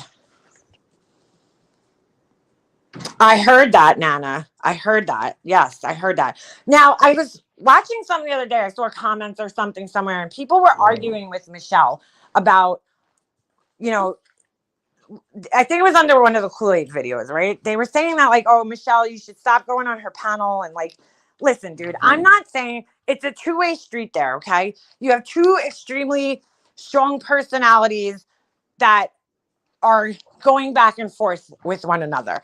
But in my opinion, you always have to go back to, like, what started this, right? Michelle came up on panel and she was humiliated in front of, I don't think people quite understand, unless you've gone through it yourself, how distressing it is for, first of all, for your information to be put out in a chat when there's like 600 or more people in there, okay? Even if there's 100 people in there, for your personal information to be just thrown out on a chat in front of all those people, okay, that you don't share on here, okay? Because people probably be like, you're a hypocrite. You just showed her name on here. Well, she shares her name on here all over. Everybody knows what her fucking name is, okay? She openly shares her name. She's proud. She wants people to know where she lives. She wants people to know, you know, everything about her. So, but there's other people on here that don't want people knowing where they live and what their real name is. And she has no respect for that, okay? And mind you, she's doxed me a million times. So I really don't care. But you know what I'm saying? Like, if you're just a subscriber, it's even more distressing. The fuck was that noise, bro? Hey, nope. Give me that. You know, it's so distressing because you're so fucking helpless sitting in a chat. You're so, and I've been there before, dude, as like I've been doxxed by people, and it's like, dude, the feeling that you get, it's so distressing. Stop it. You know, to sit there and have somebody just putting your information out, and there's nothing you could do right in that moment to stop it. Yeah, you could report it, but guess what? A privacy complaint on YouTube takes 2 days to go through for YouTube to fucking review it, right? And sometimes it doesn't work. Sometimes it just doesn't work. So it's like, it's distressing, dude. So I understand why Michelle wants to defend herself. You know, I understand. Is she taken maybe too far sometimes? Maybe, but like, I get it. I get the feeling that she's having, you know, that it's fucking distressing to have somebody constantly doing this to you, you know, showing pictures of yourself, you know, personal pictures from your Facebook, because that's one of her favorite things to do. You know, every time I see an account or something, I know it came from somebody over there with her, because, you know, that's what she used to do to me. She would go back to like 1982 on my Instagram, you know, and find a picture that she thinks is unflattering of me. You know, fine. Dude, I ain't sitting up here trying to fucking win no beauty contest. That's not why I came to YouTube. So, you know, if you're offended by my look, so well, you know, that's not why I'm here. But it's just, it's so distressing. And so, like, I get that this woman wants to defend herself. She did the same thing to this other girl, you know, yesterday. She just reveals this personal shit about her. And it's, like, distressing, dude. You don't know what to do with yourself. Like, because there's no way to stop it while it's happening. You know, there's 1,000 people there. It's like, why are you telling people this? Why do people need to know this? Just like she was, you know, the thing that I just read, she's talking about the bathroom, people overdosing. What the fuck does that have to do with anything? What does that have to do with anything? This is about you and your behavior. Why are we talking about the bathrooms in the high school and what happened? Those are issues. I'm not saying those aren't important issues, but those aren't important issues right now. We're not talking about that right now. What we're talking about is the fact that you publicized a very personal, private letter, you know, of a minor child. That's what people are upset about. Did you see Adrian tell her you don't want her doing the BBC calls anymore? And she asked at all or anymore. He said at all. Well, it's about fucking time, Safari Dream. I mean, God.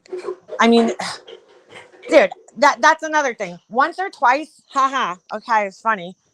But she's like actually enjoying this shit. She's actually enjoying it. She's like, let me just tell you guys this. This has been a common thing of hers for years now. For years. Anytime anybody gets like anything over on her, right? Or they get her like in some way, like they'll fuck with her in some way. She always, does this like capitalizing off of it. You're just putting more money in my pocket. Laura does it too. Laura does the same thing. Oh, you're just helping me make more money. It's all bullshit. It's all bullshit. Nobody's helping her make more money. The black guys that she's talking to are not helping her get more money, okay? They're not. People watch her because she's a fucking train wreck. Period. End of story. I mean, there is people in there that act like, Justin, that actually believe she's all these things that she is. And I don't know how they don't. 30 of the people that watch her are watching her because she's a fucking train wreck and you just never know what you're going to get. You don't know what's going to happen next. What crazy off the wall shit is this woman going to do next? That's going to just anger me or make me feel some type of way.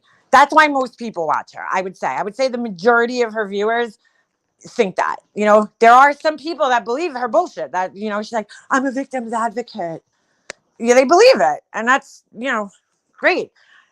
I'll say right now, there's probably a good 90% of those people that believe it right now won't believe it in another couple of months because she'll do something that'll wake some of them up,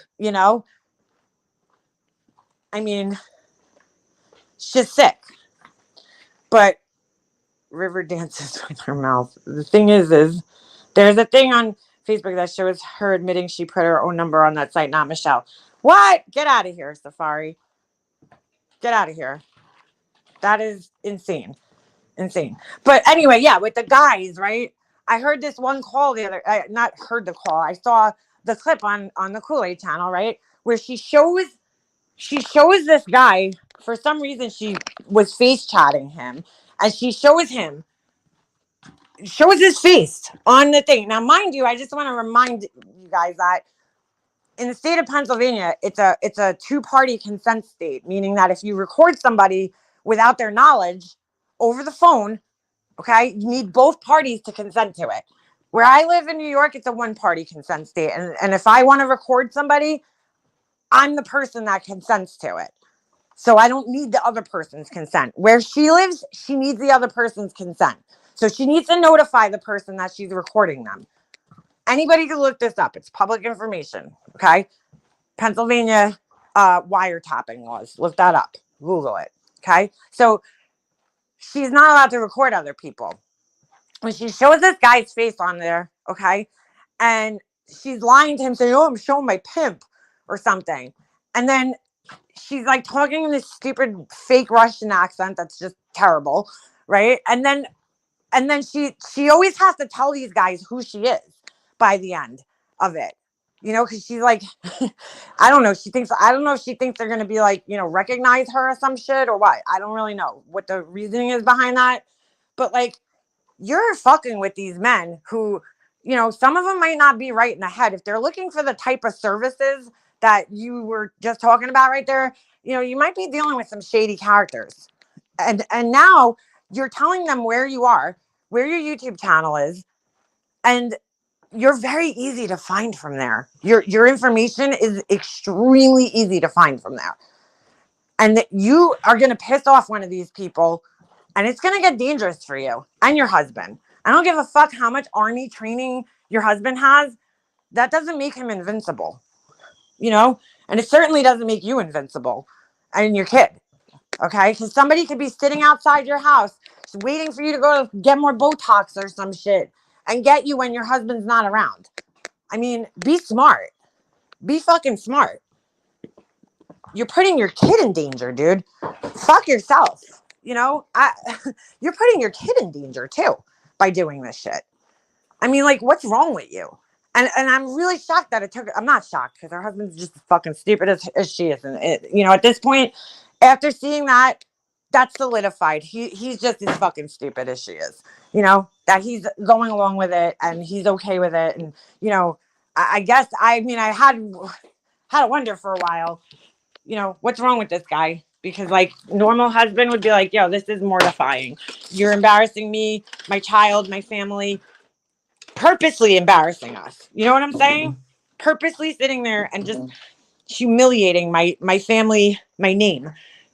You know, doing this. It's mortifying at this point in time.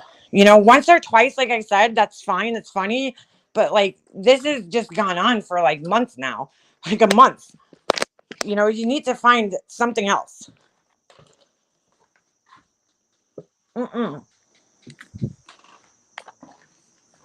Perfect definition of a cuck.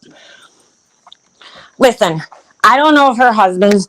There is a such thing called trauma bonding, okay? And that's when somebody who's with a narcissistic person gets, you know, the abuse basically, the all the gaslighting, all that shit. It like creates this bond because there's like this push pull dynamic always with narcissists where it's like they love you, they hate you, they love you, they hate you, or you know, it's the same dynamic that's in any abusive relationship. You know, a lot of abusers will abuse, and then they'll love bomb. You know, so you got like this weird dynamic, and then it's almost like you're chasing this high. You know, you're always like looking for that love bombing person. So you kind of like create this weird, unhealthy, trauma bonded, it's almost like Stockholm syndrome attachment to this person, you know, where all the trauma that they've put you together has actually bonded you to them. And then you start to feel the fear, you know, obligation and guilt. You know, you don't leave them because you're fearful. You feel obligated and guilty if you leave, you know, you feel guilty taking care of yourself. You know, you feel obligated because you know that there's something wrong with them. You know that they're sick and you don't want to leave them because you know that if you left them, they can't fend for themselves. They can't survive on their own, you know? So there's so many different dynamics coming into play. You know, maybe that's what's wrong. And that's why he just sits there and accepts all this unbelievably disgusting behavior from her. I don't know. You know, I don't know what this guy's story is, but I mean, at a certain point in time, dude, you gotta, you know, you gotta look at it and be like, hey, enough is enough. Enough is enough. Yeah, crazy Gemini. She has humiliated them for years, but like, see, like that, I think he looked at it like, well, money. You know what I'm saying? You know, her face is disguised. He gets money, and like, you know, whatever. I mean, that show, let's just be honest, that show actually never went public. Like, so, well, I guess it did. There was only one episode, I think. I don't think it ever got picked up by anything, by any networks or anything. So, you know, they did it for the money, I'm sure. And then, like, that was it. You know, they're just, maybe he's just as bad. You know, he could be. But that also could be part of the trauma bond. You know what I'm saying? Even back then. I mean, he's been married to her for 20 years. You got to think how tight the fucking trauma bond is to her. And I'm not giving him an excuse. You know, it's the same thing with my brother and his wife. I'm like, I'm not giving this guy an excuse, like, at this point in time. Because you know what? My brother's very intelligent, extremely intelligent, okay? Very book smart. He knows the difference between right and wrong, my brother. He knows the difference. He's just a pussy. You know, I hate to say it, but that's the truth. He's just scared to stand up to his wife and be like, you know what? This is my life. This is my sister. This is my mother. Whatever the story was, you know, whatever the situation was, he's scared. So he just lets her control his life. So everything they do, it's her decision. She's the decision maker. She's the one who controls everything. All the money, you know what I'm saying? Every aspect of their life, she controls it. I think she as an MGL tries to make her husband believe that he has control and power in their relationship, but he clearly doesn't, you know, because I think any normal guy would put their foot down and be like, hey, enough's enough, you know? Like, enough's enough. Like, you're putting us in danger. You're embarrassing us. Like, you know, it's enough. But he kind of does, in one sense, have the upper hand, because even though she's making money here on YouTube, she's not stupid. She knows that that's temporary, dude. It comes in waves, right? You know, your channel could blow up for a little bit and then it could kind of slow down. And she's not quite at that level yet, I don't think, where she could fully depend on it.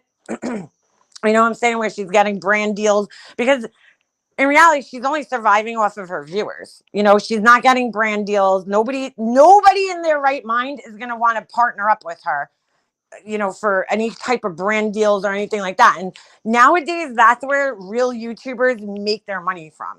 You know, they'll do the little sponsored videos, you know, by like NordVPN or a company like that. She's never going to have any of that, ever, because nobody's going to want to be associated. No company is going to want to associate themselves with her. So her money is always going to be reliant off of super chats and donations, you know, never off of AdSense, you know, advertisement. Because I would have to guess that 90% of her stuff is not suitable for ads or has limited ads on it, right? So all that money she's making is off of people that she's fooling in her chats. You know, she's never going to have the real YouTube money. So I personally don't think she's ever going to be able to survive on her own without her husband. Her husband pays all the bills. All that money that she gets, that's why she's able to go, you know, donate $1,000, because all that money that she gets, you guys got to remember, okay? Those of us who've been around for 4 years know that her going out and spending $2,000 on a bag, that's not new. It's not because of YouTube. She's been doing that for years. She's been doing that since I found her, okay? She's always bougie. She's always been that bougie, you know, just spending frivolously like that.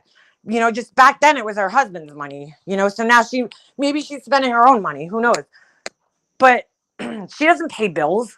You know, she never did. She forgets that she's told all of us this. You know, she's talked about this on her channel in the past. So can she survive without her husband? I don't think so. I don't think she could ever survive without her husband. Because I don't think that she has what it takes to actually survive on her own. You know, she would never survive. She might be able to survive. She might be able to squeak by, but she's not going to be able to live that extravagant lifestyle that she lives, you know, to travel. You know, you're a single mom. Guess what? You can't just pick up and leave. You know, you got to worry about your kid. So, yeah, bougie with no taste. That's so true. Beefers. She's ghetto bougie. Let's get that straight. That's very true. Just said you just sent an email to you with a site on it. With the site on it. What site? I totally just like went brain dead for a second. You know, but like I said, it's just it was really worrisome last night though, just listening to this girl who didn't know the truth about her. You know what I'm saying? The truth about her. You know, doesn't know about all the hey, stop it. Doesn't know about all the other shady things she's done in the past. And how many people she's hurt, and how many people she's doxed, and how many victims she's harassed. And, you know, the one thing that bothered me, and I think that's why I wanted to ask her, was that this girl said that she found her as she was following the Gabby Petito case. And I'm thinking, like, and you were okay with her behavior? Like, I don't know, dude. What about her behavior during that whole thing made you think that she was qualified to be your life coach? Like, you know what I'm saying? Like, because like, I guess she's good at convincing people that she's actually advocating for Gabby when she really wasn't, you know? If she was really advocating, guess what? The parents would have like, you know, endorsed her in some way, shape, or form. They didn't do that. Hold on, Safari. I can't check my emails. My computer has to load up. So, Walmart clothes and Chanel lipstick. Yeah, she really, mm-mm. Nice things don't bring you happiness or make you a good person. Clearly not, JJ, you know? I mean, some of the most some of the most rich people, okay? Look at Kate Spade, okay? everybody could look at Kate Spade and be like, what you know, what happened? This woman has everything. This huge successful brand. Okay. What could she possibly be depressed about? You know, Robin Williams, what could he be depressed about? He's this famous actor, you know, that everybody loves. He's a comedian. Like, that's, you know, they're clear that examples that, you know, money and success, that doesn't bring you happiness necessarily. There's nothing that woman can do to convince me that she is happy with her life. Okay. Because if you were really truly happy, and she's always projecting on everybody else and saying like, this one's miserable. She always used to say it about me. And you know what? At the time, maybe I was a little miserable because I was still grieving the loss of my mom, you know, at that point. And I mean, when I came to YouTube, right, and found her fucking channel in 2018, I was just, I was still in the process of settling my mom's estate. Okay. My mom's death was only 2 years old. So yeah, I might have been a little miserable at that point in time.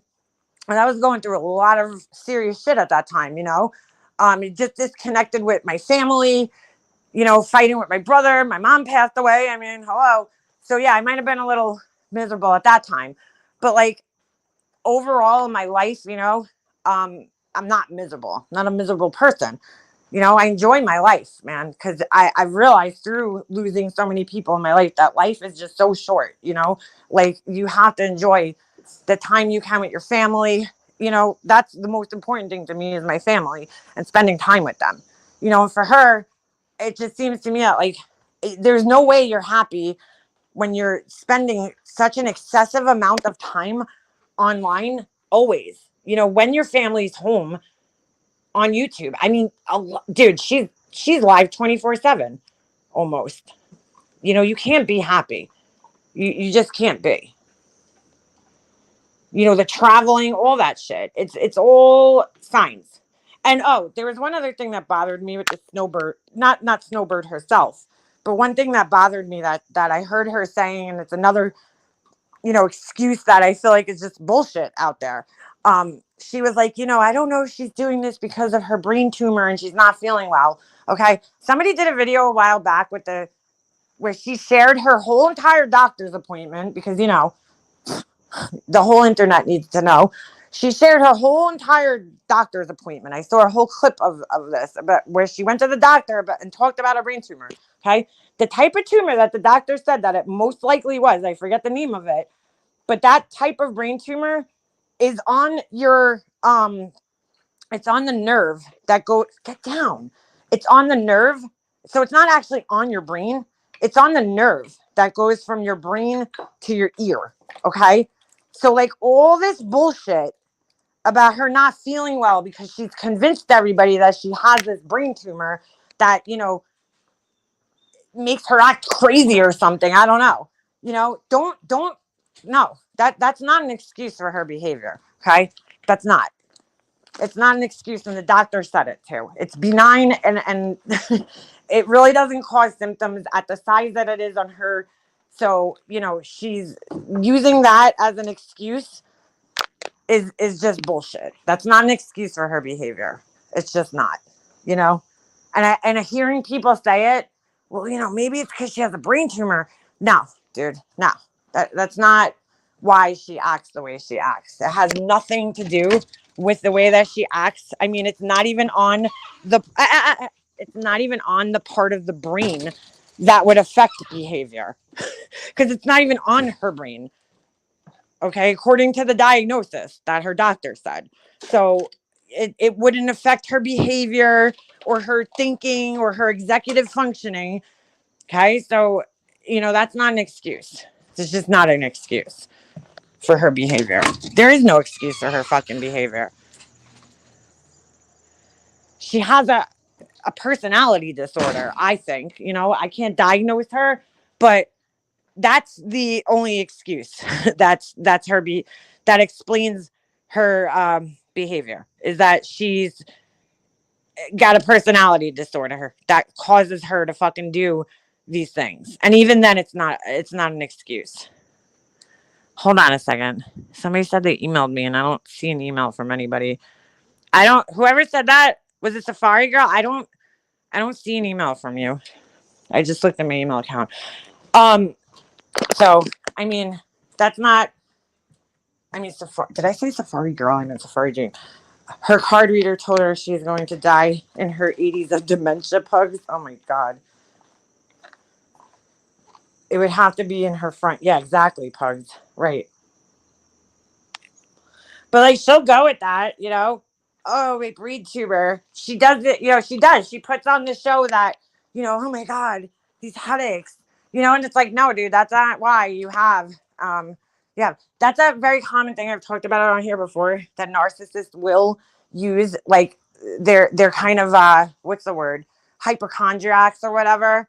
You know, and like you have to remember, this is the narcissistic personality is driven by attention and narcissistic supply. So anything that they can do to get them attention is they're gonna do it. You know. So if being sick and having an illness gets them attention, then they're gonna fucking play that shit up as much as they can. You know. Like just like she does with the Bell's palsy. Bell's palsy is not a chronic condition, dude. The way she talks about it, you don't have Bell's palsy for some people can have like lasting effects from it for the rest of their lives, but it's extremely rare. First of all, Bell's palsy in itself is rare, okay? But to have like lasting effects of it is rare too.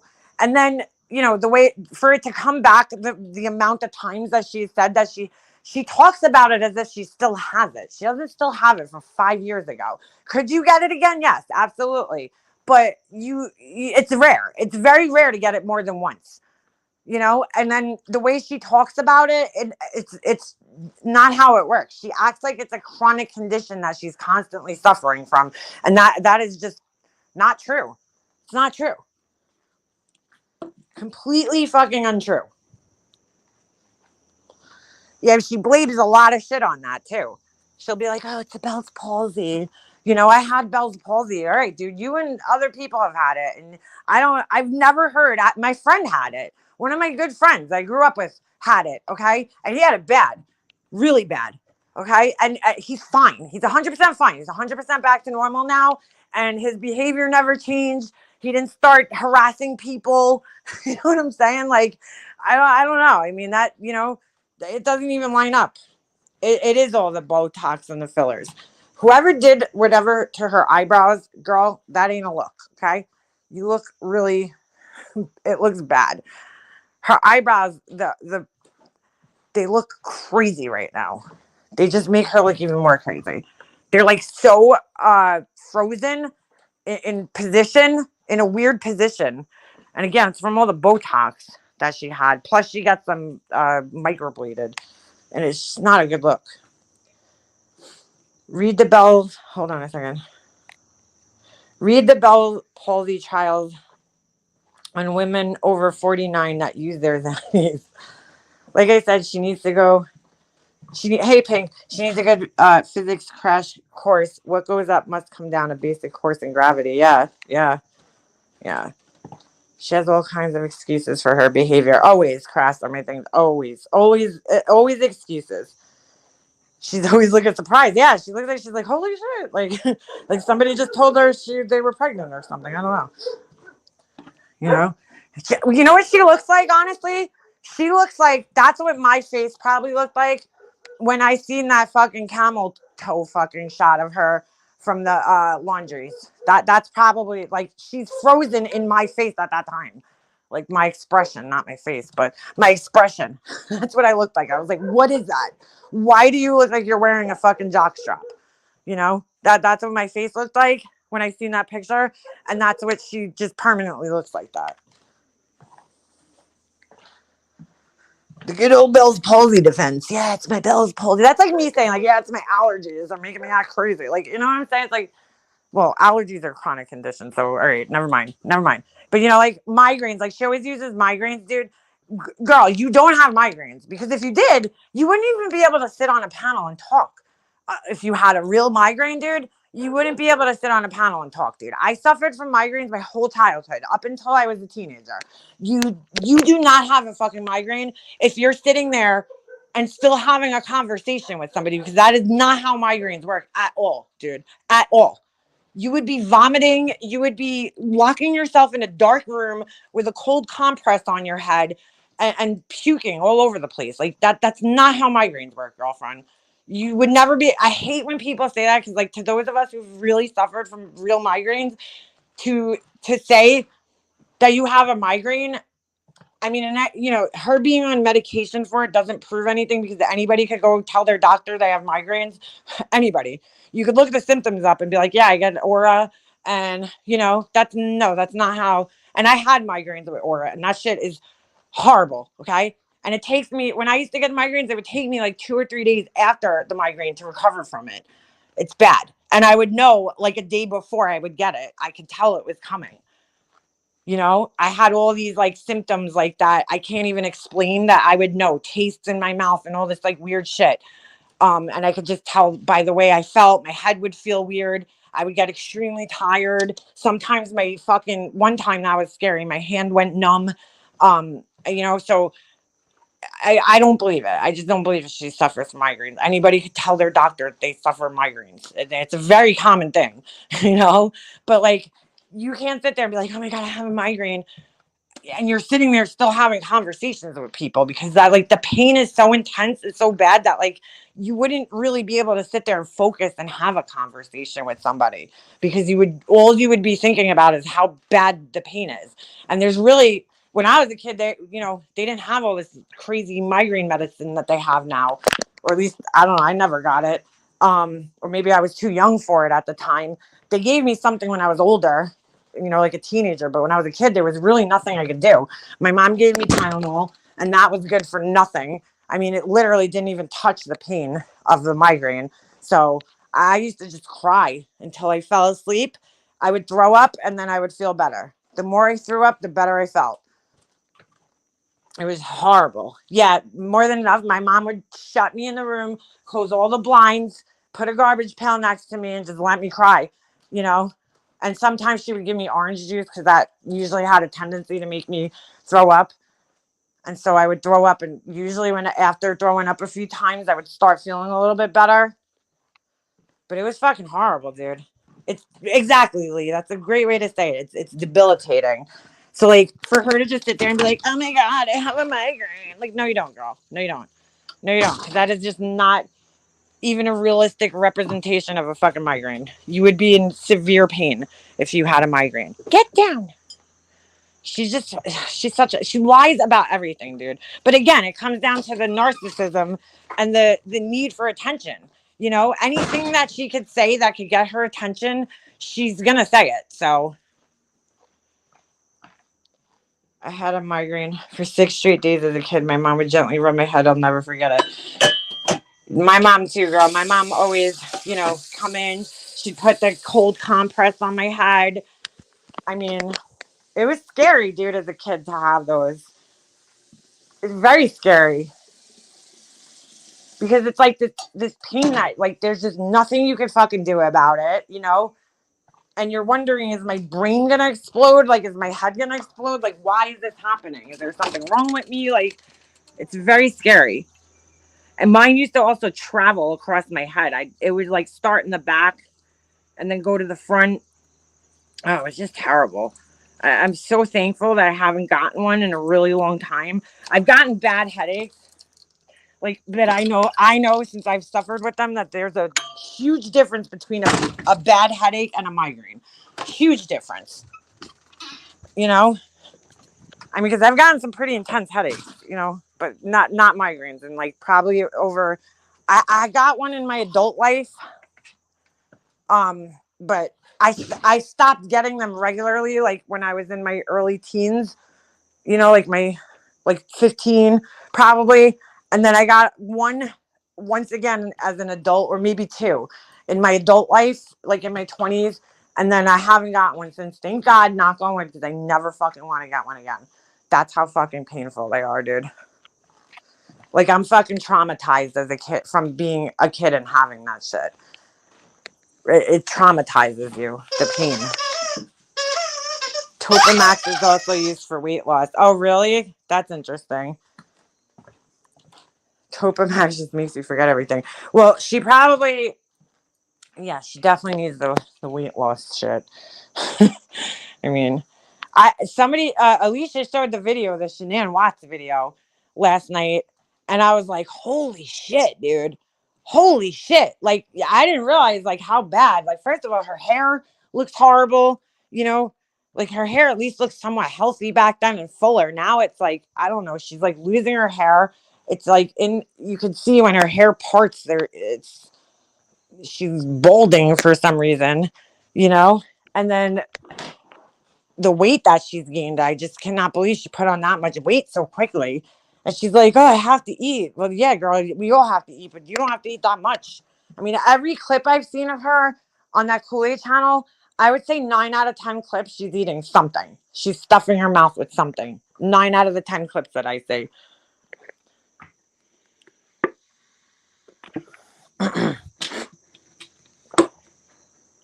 Ben and Mary.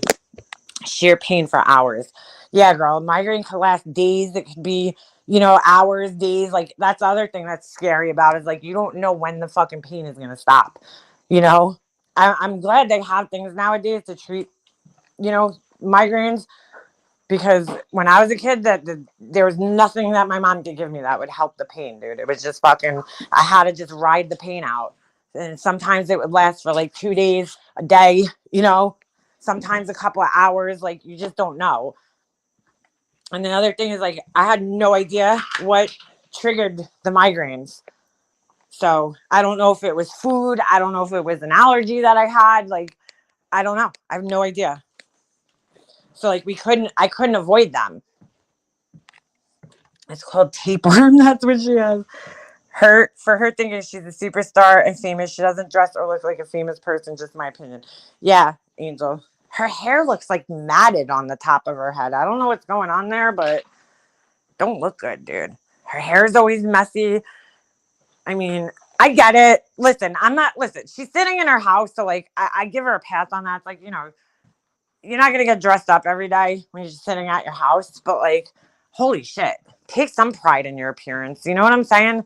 It's not about like, it's just like, dude, when you look messy like that, when you look unkempt, okay, constantly, like, and you're going in public places like this weekend, I didn't put on any makeup the whole entire weekend. I only put mascara on because we had to get up so early, and like I felt like I looked like such a mess. I kept like saying to my husband, like, I can't believe I haven't put makeup on in like 2 days, because I felt like I looked so just like unpresentable, because I just didn't have time.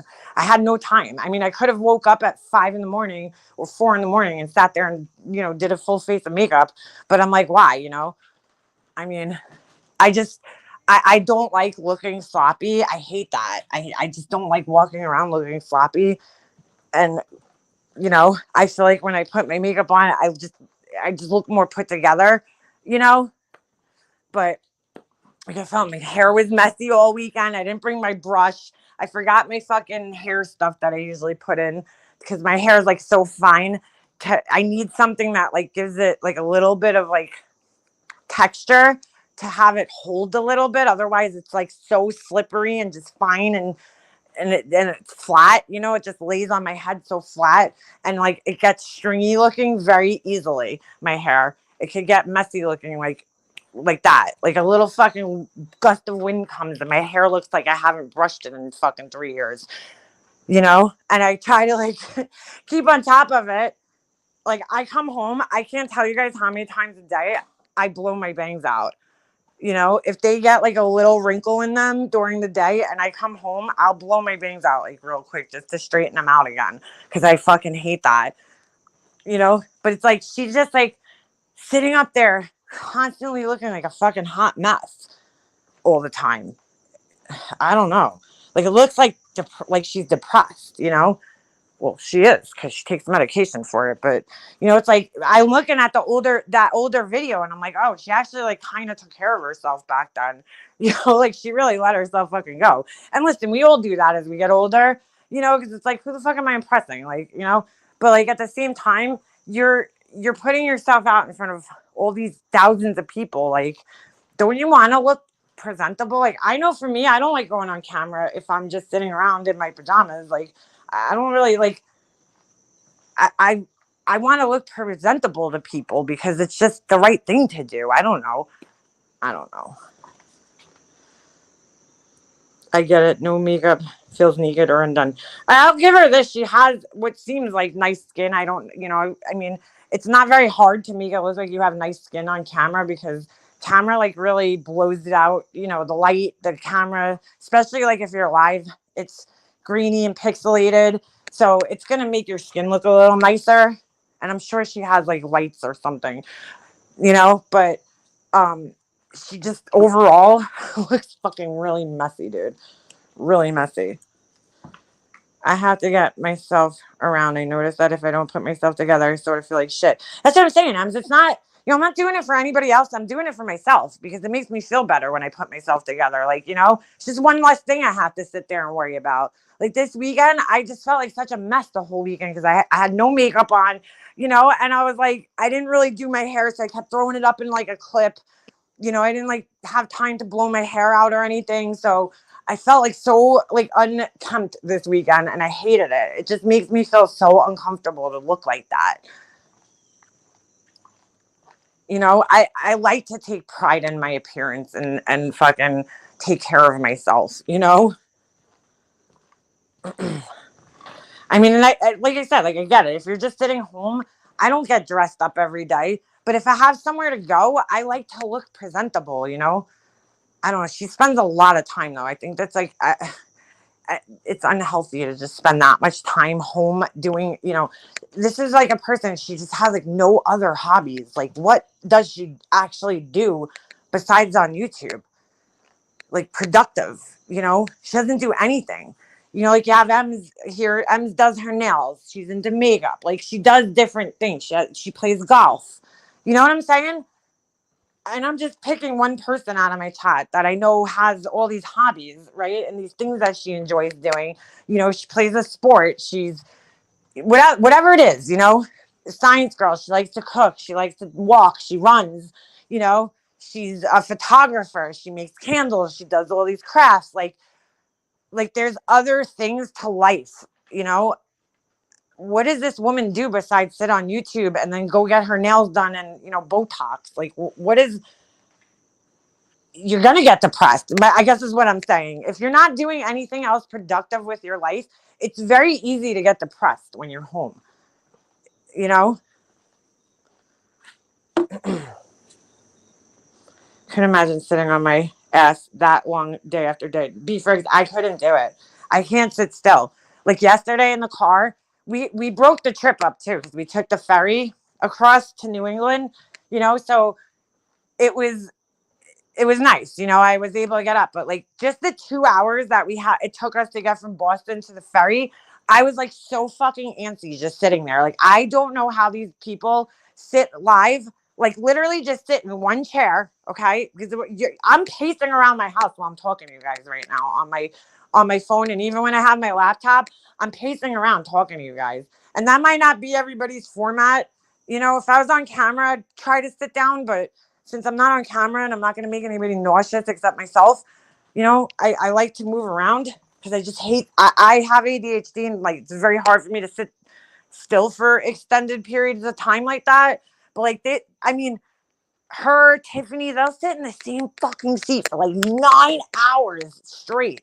I mean, I guess, people do that at work, right? But like, I never really had to because I always had jobs that required me to use my hands and get up and do other things, not just sit at my computer.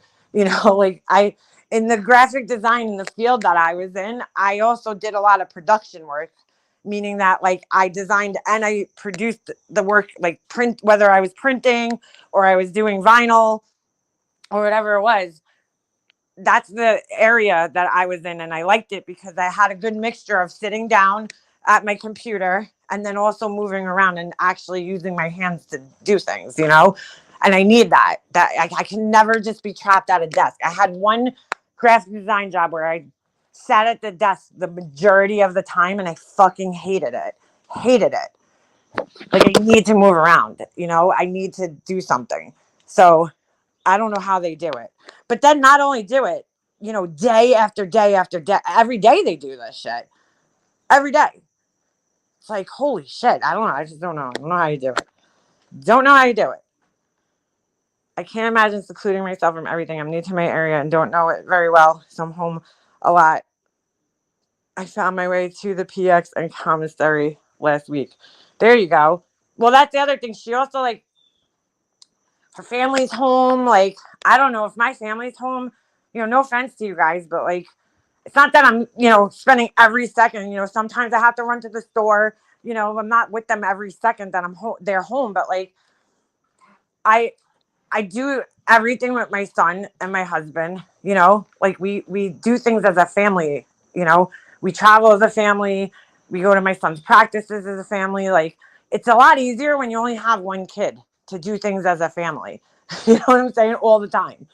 And I enjoy it. I don't like, that's why I'm married. You know what I'm saying? That's why I have a kid, so that I can enjoy my time spent with my family.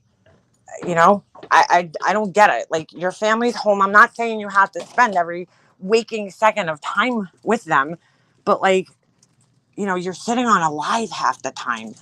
Like, it seems like there's a lot of separation in the household where they're not spending family time together. You know what I'm saying? It's weird. And I get it, nowadays her son's a teenager, so I'm not downing her for that, because I know a lot of teenagers like to isolate themselves and in their rooms and hang out with their friends and stuff. I get it, but at the same time, you could still, I know so many families that have teenagers, like my sister-in-law, she has two grown teenagers. Well, one of them's in college now and the younger one's in high school, but like, they make it a point to do family things all the time together still. They go to skiing trips, and they're just constantly doing things as a family together, and I love it. I love that idea of just staying together as a family, even when your kids get older. My mom's cousin does the same thing. Her kids are both in college, but they still go on family vacations together, and they still make sure that they all reconvene as a family to do family things together, because that's so important, dude. For your kid to do that.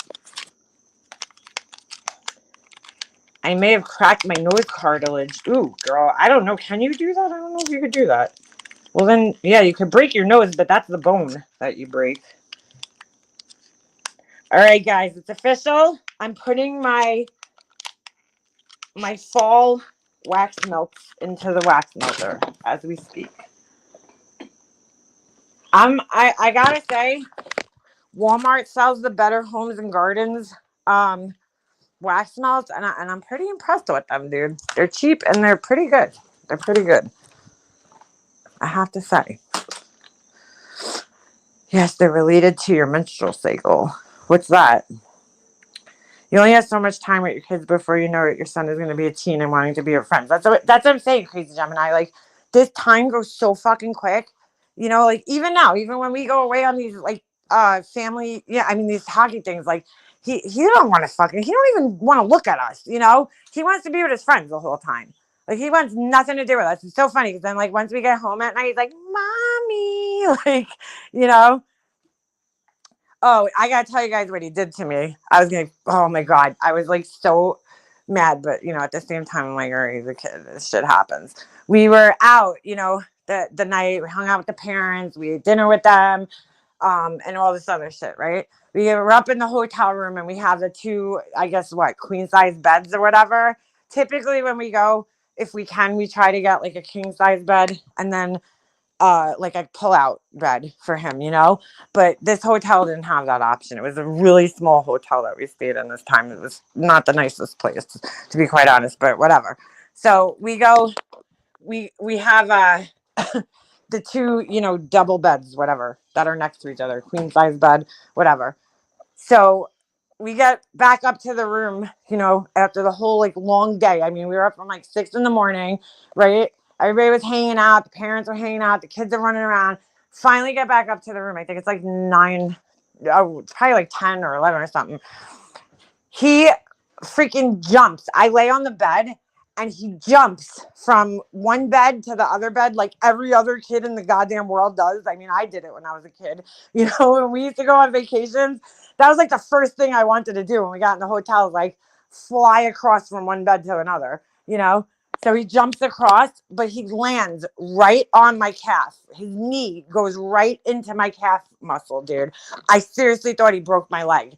I mean, he's not a heavy kid. He's skinny and shit, but he's getting bigger. So he's probably like a good 70, 80 pounds. Freaking full force jumping into my leg. His knee just went boom. It felt like the worst Charlie horse of my life. Okay. Like the worst Charlie horse I've ever gotten. Thank God he landed on my calf and not the front of my leg, because I seriously think it would have been broken had he done that. Like my calf muscle protected me, but I couldn't even fucking walk the next day.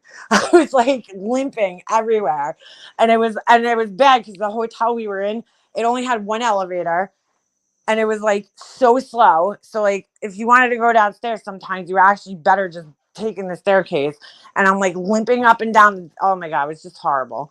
It hurt like for 2 days straight. It was like pretty bad. And I was limping, and then, I took some Advil and that kind of helped. But yeah, oh my God. I was like, like, what the fuck? He felt bad though. He was like, Mom, are you okay? I'm like, yeah. I'm like, I'll live. Kids these days. Minor chronic migraines, they last for 15 more days. Oh my God, Band-Aid, that's horrible. I fell for you. The actor that died in his hotel room. Ooh, who's that? Not sure how he made it to the bed. Are you talking about Bob Saget? Oh, B-Frags, I was in so much pain, girl. I was in so much pain that night, and then the next day I like seriously couldn't walk. It was bad. I was like limping, and then it's better now. It was weird because there was like no bruise or anything, but the bruise was like, I don't know, maybe deep in my muscle, and it was freaking painful, man. It was painful. Hey, Science Girl. I know, I was listening to you last night while I was doing other things, and I felt bad because if Heels was in here, I don't know if she's still in here, but she's like, can you see me in the chat? And I'm like, yeah. And I'm like, why? She's like, I've been talking to you. And I'm like, oh shit. I didn't even see her commenting to me, because sometimes I'm like, probably 9 out of 10 times if I'm in a chat, I'm like multitasking. Like I'll type something in response to something that I hear, whoever I'm listening to. And then like I'll go back to whatever I was doing after that. Like I'll put my phone down. And that's exactly what I was doing last night. Then I got in my car because I was starving. So I went and got a freaking shake from Sonic at like, I don't even know, it was pretty late. But it was like 11:30, I think. But anyway, I was like, I felt bad because, she probably sitting there thinking I'm ignoring her, and I wasn't. I was just like, I multitask, dude. I'm always like doing like 10 things at once. And then sometimes I'll disappear from chat for a little bit, but I'm still listening. So, hey, Sin. Dude, what? Speaking of Sin, because you just popped in here, but like, what the fuck is going on with this whole thing with WOGs, dude? I listened to Jenny Jen's the other night, and I was just like, dude, I'm fucking just blown away by the whole fucking thing, man. It's like crazy. Like, I don't want to get involved in it because it's not my business, but like, I don't know, dude. I just don't get what I do get it. I get what his anger is against people. I know why he's acting the way he is. It's just sad.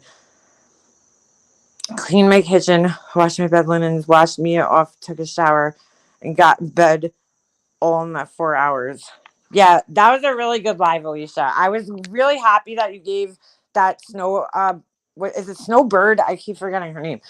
A platform to speak on, because it's so frustrating to be lied, again, like it's just so, when somebody's lying about you in front of that many people, right? It's just so frustrating because you don't have, as a subscriber, it's got to be 10 times more frustrating because for me, I could just come here, right? And clear the lie up on my own channel. I mean, there's some lies I can't, you can't clear up, especially from Molly Golightly, because she will lie and say things like, oh, Makeup Monster drove by my house. Well, how the fuck do I prove that I didn't drive by her house? You know what I'm saying? It's my word against hers. She made the lie up, and now the only thing I can do is just deny it. I can't prove. How the fuck would I ever prove that I didn't drive by her house? It's impossible. You know, she'll come up with these fucking crazy accusations that there's really no way for anybody to disprove. You can't disprove that you didn't drive by somebody's fucking house. So, like, it's infuriating. But this girl in this case, she has proof on her channel that she was paying the $50 tier because, you know, she was lied. She was basically lying and saying that this girl, you know, doesn't have wrenches or whatever because she went down to $25, which is nobody's fucking business anyway. You know what I'm saying? Like, so somebody, dude, she just has no fucking understanding of people. Like, you know, some people, most people, I would say, especially during times like this where the prices of everything is going up, right? Live paycheck to paycheck, month to month, you know, and $50 they might be able to afford, you know, 1 month, but not the next month. Like, you just like throw somebody out because they can't afford, you know, the $50 1 month. It's fucking sick, dude. I mean, she still gave you, I think $25 is exorbitant, okay, for fucking what, you know, her Patreon. $25 is a lot of money for her Patreon. Dude, that's every month coming out of your paycheck. Like that, your paycheck, your bank account, $25 a month. Like, to me, that's a lot for what it is. What is she actually doing in there? You know, what is she doing? She's like, oh, I have giveaways. Well, if you think about it, the stuff that she's giving away, first of all, I think it's like the cast-offs that come in like her Birch box or whatever the fuck, you know? It's all the shit that she doesn't want from her subscription boxes that she gives away to people. So, like, it's, you know, it's like the free sample shit that they give away at Sephora. Like, it's not like the expensive full-size shit. Maybe some of it is, but like, if you think about it, right? Save yourself the $25 a month, right? And buy your own Chanel lipstick with the $25 or the $50 that you're spending in her Patreon. You know? Like, so what are you actually paying for? So, like, the prizes to me aren't tempting. And I heard a clip last night where she's actually not allowed to do that anymore. I didn't know that. But you're apparently you're not allowed to do giveaways or something in Patreon like that. So do you know why that is, Science Girl? I don't get it. So so like, all right, so people aren't there for the giveaways. So like, what else is she giving to these people that they're there for? An autographed picture of her that's 25 years old? Yay, for $50 a month? You got a fucking old ass photo of her in a tacky green dress that's 25 years old? Glamour shots at the mall?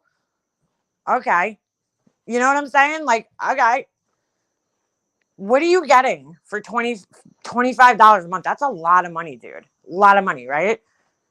Okay, so then like you're not getting like exclusive content from her. You're not getting, I don't know, I just don't know. So you're there. When I was in there, like we talked about earlier, right?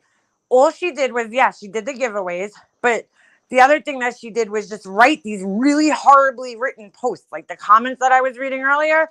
That's how they were all written with no punctuation, you know, like these weird, rambly posts.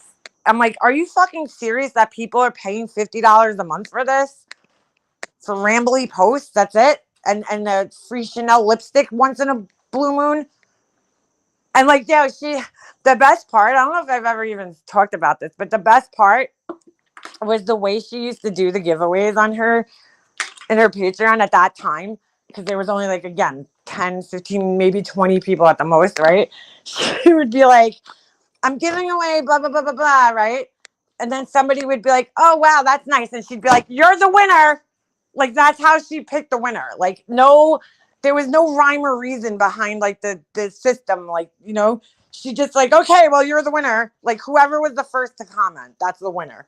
Like, it's fucking weird, dude. It was weird the way she did the giveaways, because there was no like system behind it. It was just like, okay, well, you're the winner. Or she just like randomly pick a name. And like, there was times where like the same person won like twice or three times in a row because she probably forgot, you know, who she sent it to. the month before or whatever. It was so bizarre, like the way she went about the whole prize thing. Even I don't know. I just don't understand. Like, I paid the $50, right? Because at that point in time, once I got in there, I probably forgot to stop telling this part of the story before, but like once I got in there and I saw all the doxing and the fact that she was sharing personal messages from like even people that were her fucking friends at the time. She would share Alicia's messages. Her and Alicia were friends.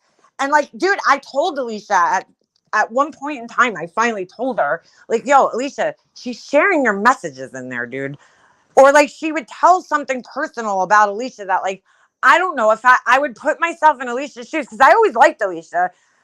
I would be like, like how would I feel if she was, sharing this with these people about me? Maybe not like something super duper personal, but just like, why are you even sharing that about her in there? Or she would be like, oh, Alicia called me or Alicia messaged me last night and told me this, that, and the other thing. Like, I don't know. Do you know that Alicia wants you sharing that with people? It's weird, But I just like, I couldn't understand. So I stayed in there because at that time, I talked about this earlier too. That was when she started going after Kim. Okay. Because at the same time when Oni got exposed, they started going after Kim at that point in time. This girl Kim who passed away. Okay, for those of you guys who might be listening to this, and you're probably like, who the fuck is Kim? Kim was a subscriber of hers. That was a friend, of hers. They met up in Vegas. They hung out in Vegas, had a good time. Kim used to go up on her panel sometime, and they were good friends, for a while. And then after this whole thing happened with Oni, and Kim backed away from him. That might have been a little bit before. I don't know. But it was around the same time, I know, that when Oni got exposed, Kim had, kind of backed away. And so had this other girl, Barbie. And, Marissa started going after them. And they came to me, like a lot of people would do at that time, right? As soon as somebody would like get in a fight with her, they would come to me because I was like her, number one fucking enemy on YouTube at that point in time. So they would come to me like, holy shit, she was wrong about you. All the lies that she told, I'm sorry that I believed all of them. And I'd be like, okay, I get it. I get it. They don't know any better. They didn't know me. They never talked to me. So they're just going to believe their friend, So I don't hold any hard feelings against any of those people. So like they started coming to me and talking to me, right? So now I'm developed a relationship with all those people. We become friends. We start talking to one another on a regular basis. And then she's going after them. And I'm like, so she's posting shit about them in her Patreon. So like there was like a bunch of reasons why I stayed in her Patreon for as long as I did. Then Diane ratted me out that I went in there. I don't know why I even told Diane. I never should have because Diane has a big mouth. But Diane ratted me out and she kicked my account out of the Patreon. And then I was just like, whatever.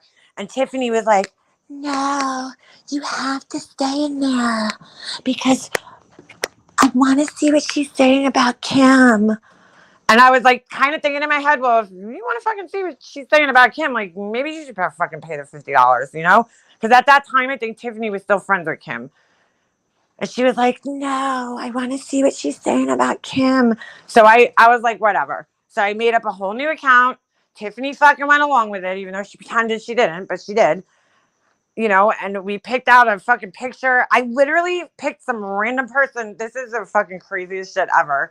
Okay. I thought I was picking some random person off of fucking Facebook to use their picture. Like just some random person, which is wrong. I get it, But I was like, I need to go in there, obviously, and I need to participate. Because the first time I was in there, I didn't comment. So the second time when I went back in, I was like, I have to make like a legit looking account and I have to participate in her Patreon. Like I have to comment in there. Otherwise, she's just going to kick me out, I think I waited like a month in between. I don't know. So I went back in there and I found this picture on Facebook, right? And it was like somebody who just popped up in my, how they have like the suggested friends or the people you may know.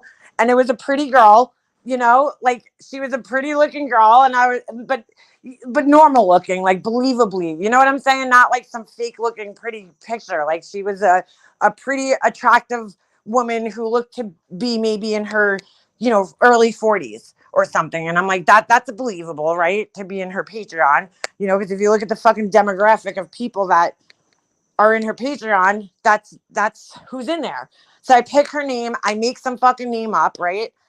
Oh, no, I'm sorry, I didn't make a name up. I looked in her chat one day and just picked a random person in her chat. So I used somebody's picture from Facebook and a random name from chat because I was like, that's the other thing. If she sees a name that she doesn't recognize, she's like going to be like suspicious of it right away. So I put in a name of somebody who like was in her chat, but not like overly active in her chat. You know what I'm saying? I couldn't be like Barnyard because that would be obvious, you know? So I had to pick somebody who I saw in her chats, but like that wasn't like a very well-known person.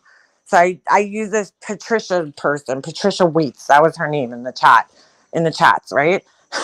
So, well, fucking ends up, and I had, dude, this is the weirdest shit ever. It ends up that when I fucking finally got, I think I got busted out again, like a second time, and I don't remember even how. When I got, oh, maybe it was Tiffany. When I got busted out the second time, the person's picture that I picked off of, you know, my thing was a person that actually was on YouTube. And I don't know how the fuck I got their picture, like from Facebook. Like, I don't know how they ended up in my suggested people thing. And I felt so bad. Like, I was like, oh my God, I used this poor girl's picture. I had no idea. I didn't know it was her, you know? I still feel bad about that because I had no fucking idea.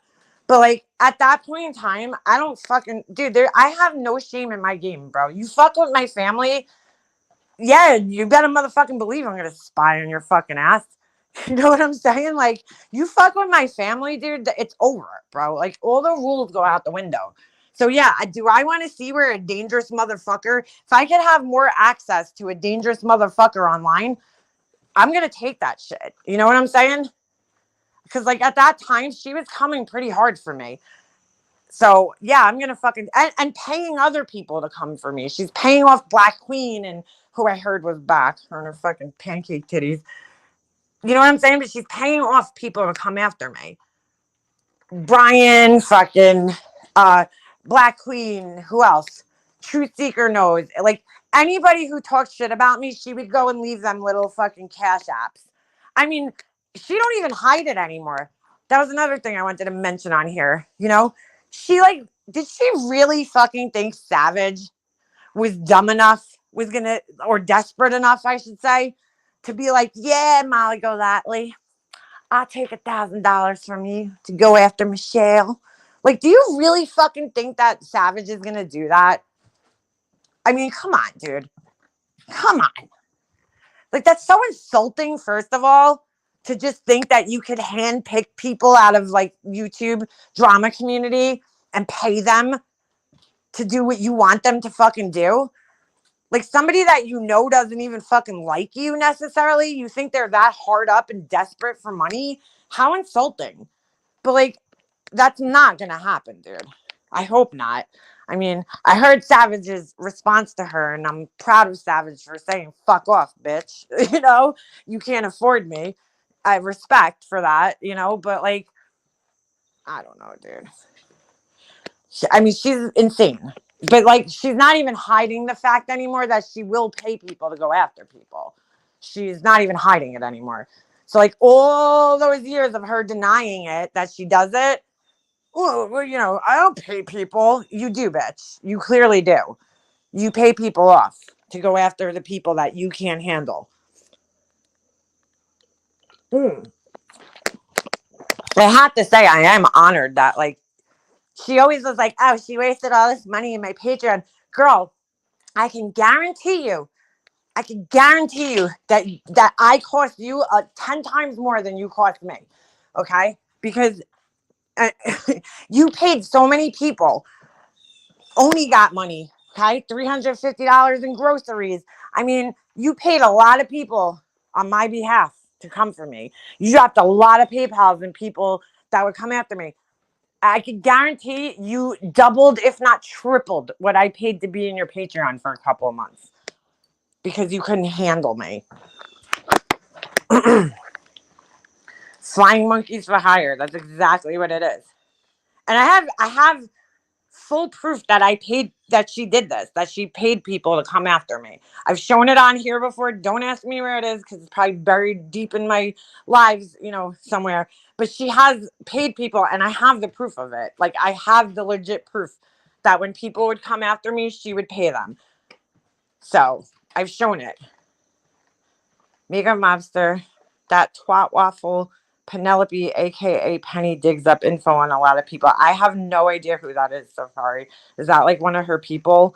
Can I ask a question? I asked this in Science Girls chat, but like, why does everybody that comes on her panel, especially this one girl, I don't know her name, is it Robin, maybe? Why is she always in bed all the time? So weird. Like, there's so many people that go up on her panel while they're laying in bed. I don't know. I just think that's weird. I don't know why. Like, why are you laying? Like, I mean, there's nothing wrong with laying in bed, but like, obviously, like once in a blue moon. But like, these people are always laying in their beds. It's just fucking weird. And there's nothing wrong with them. It's not like they're bedridden, because I mean, you could usually tell when somebody's bedridden that they look like normal, healthy people. They're just like always in bed. I'm like, what the fuck? So weird.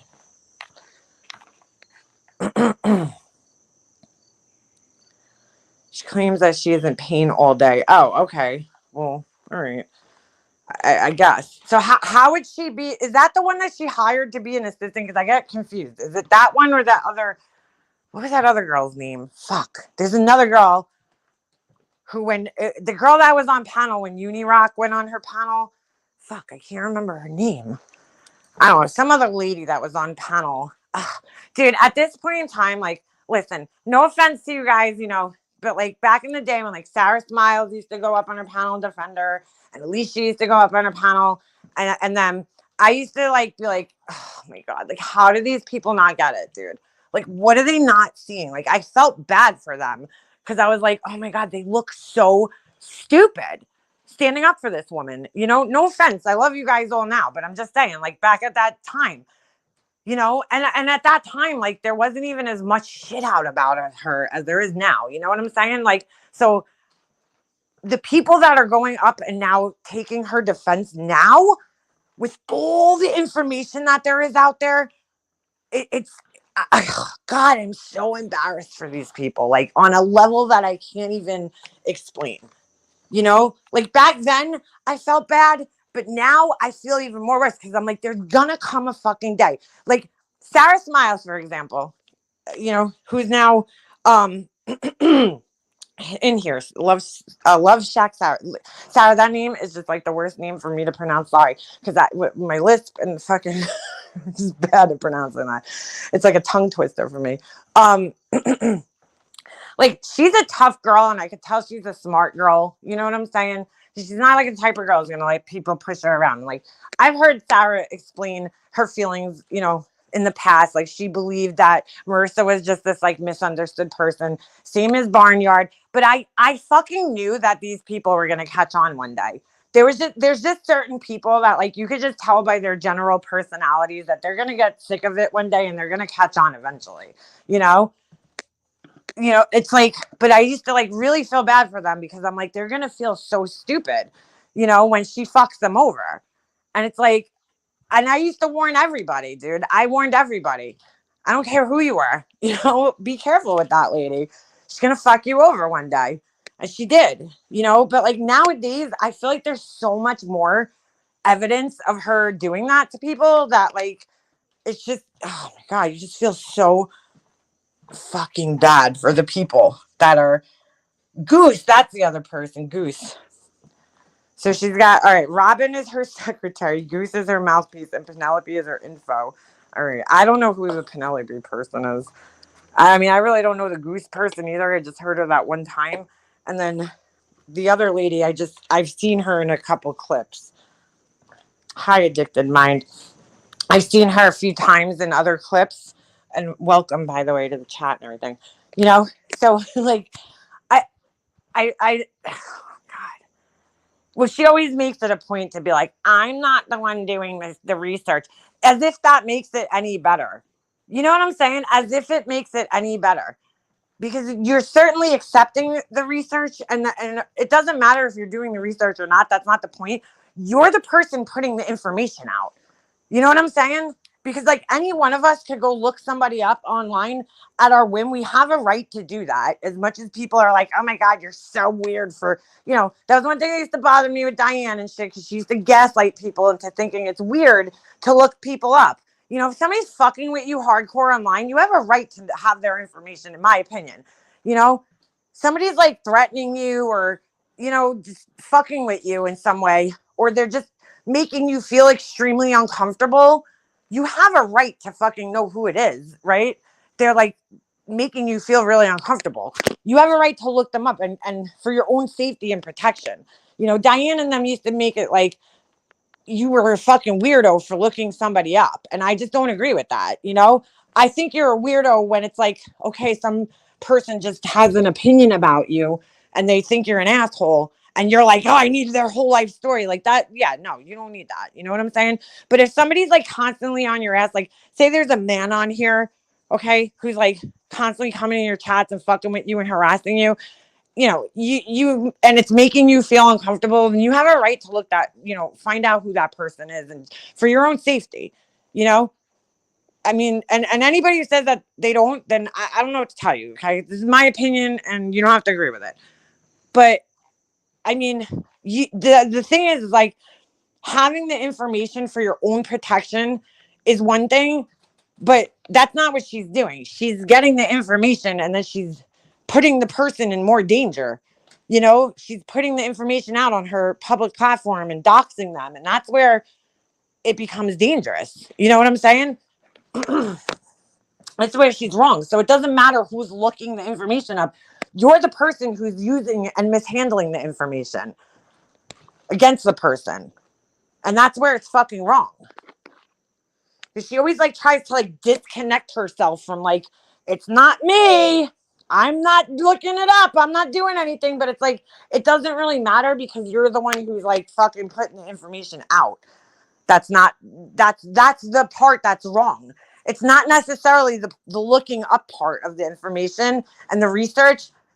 It's the fucking person who's actually doxing and using the information against somebody who's wrong. So I mean, it doesn't matter that she's not the actual person looking it up. Who cares? If someone fucks with me, I will look them up. Well, that's what I'm saying, Alicia. Like, there's been people on here, okay, that have taken things a little too far for me, for my liking, and have made me feel extremely uncomfortable.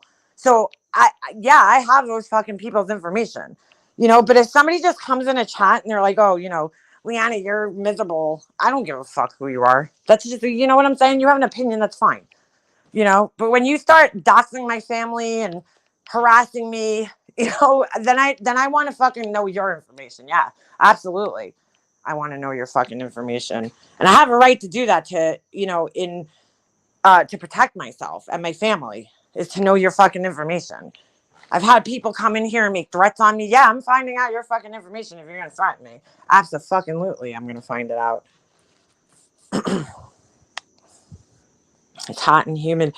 Hey, Addicted Maya, I was just up there. I was just up in Boston. I was just actually up that way. And it was pretty hot and humid. Well, because it was raining. It was beautiful the whole weekend I was there. When we got there, I was like, it's freezing up here. It was kind of cold. We got up there Thursday, and I was like, holy shit, it's cold here. I'm never moving up north, But yeah, she's definitely the instigator. I see that. I saw your title of the video. Oh, Beantown. Yeah, right. That's Addicted Mind, as well as borderline person. That's it, Addicted Mind, as well as borderline personality too. But sadly, the term is diluted, has less its importance and credibility because also narcs use the term. Yeah. Remember I told you that I knew someone who was a lot like MGL in real life? Guess what just happened to her? What happened? and it's gonna get ugly. She's so reckless. Like Sarah, that just like to me, it shows how narcissistic she is because like her information, okay, is very easy to get. And she's like very like she knows that. She knows that her information's like easy to get and that people can very easily find her. And she doesn't care. She does not fucking care. She does really stupid, reckless shit and doesn't care. Dude, like you're gonna fucking cross the wrong person one day on here. You will eventually. You're gonna fucking fuck with the wrong person. And I'm not threatening her because that wrong person's not me. I have way too much to live for. You know what I'm saying? Like she ain't worth that fucking asshole is not worth my freedom, my family, nothing. You know what I'm saying? Like she's just not. But there's gonna come a time where she's gonna fuck with the wrong person and they're not gonna have anything to live for. They're not. And she could sit there and act all tough and whatever. But you know what? First of all, it's not about you all the time. You know, you should worry more about your family. And second of all, trust me, she'd be crying like a little bitch if someone hurt her. I mean, look at how she folded when she got arrested that night. Okay? That if that doesn't tell you everything you need to know about her when it comes to, you know, situations where you need to toughen up, I don't know what to tell you. Because that tells me everything I need to know. So you're in the jail with a bunch of cops, dude, and you were acting like these cops were trying to kill you and murder you and are you up the fucking ass with no lube, right? I mean, look how like the desperation and just panic and all that in that moment. So trust me, when shit gets real with somebody else who has nothing to live for, who's dangerous, who actually is dangerous and wants to do those things, yeah. Can you imagine how she's gonna act? She'll be the first one gone.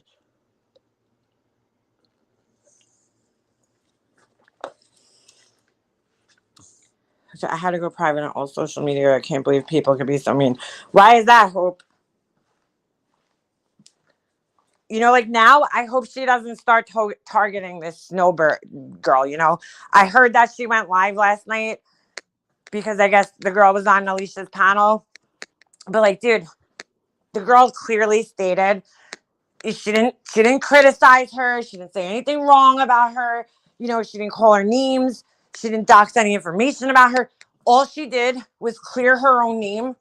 Okay, but unfortunately, with a narcissist, that's enough. Okay, you know, and just say here, I'm just here to clear my name. I don't want any problems with you from here on out.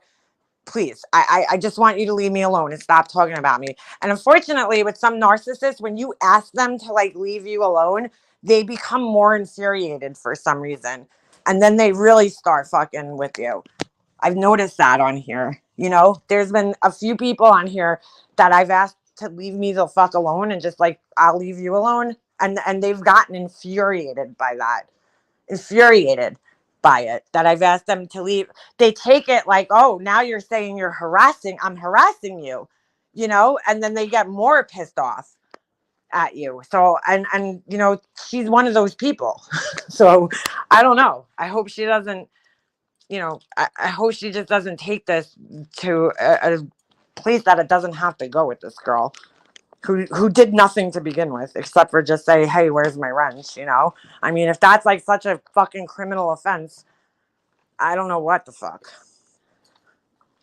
But again, like if you put that out there on your Patreon, don't get offended when people try to hold you to their, you know, word. It's like if you go pick up food somewhere, right? And you order French fries and a burger, are you gonna walk out without your French fries and just be like, yeah, that's all right. I'll let the fucking restaurant keep my money and I don't get my French fries. You know what I'm saying? Like, no, if you notice it before you leave a fucking you know, restaurant, you're gonna let them know, hey, you forgot my fucking French fries. Like, so the girl, part of your deal is that you give, you know, Patreon's wrenches. Well, then, you know, the girl had every right to speak up in her for that and say, hey, you know, you didn't give me my wrench. Like, what's going on here? And I guarantee you, she did she say last night that she had tried to privately contact her or something?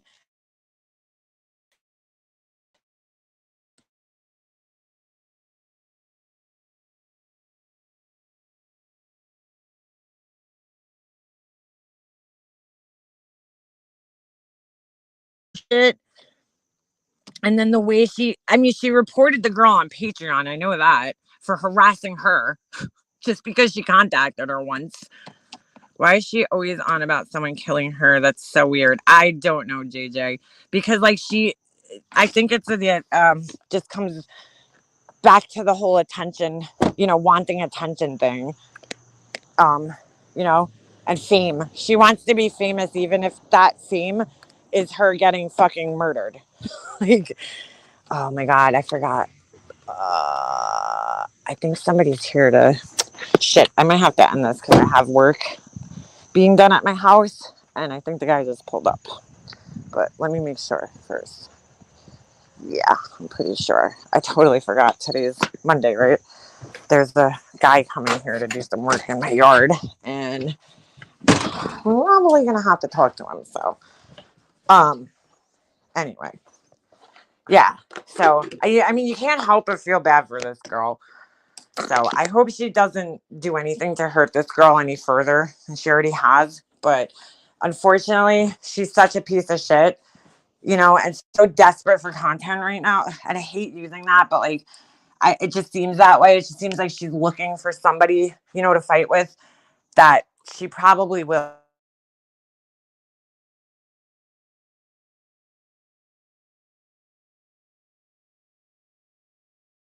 She continued to fuck with this girl. Just my advice to Snowbird, if she happens to find my channel or listen, is to please just don't even give her, the attention. Even with Michelle, I don't know if Michelle's ever listened to my channel, but like, Michelle, just stop even going on her.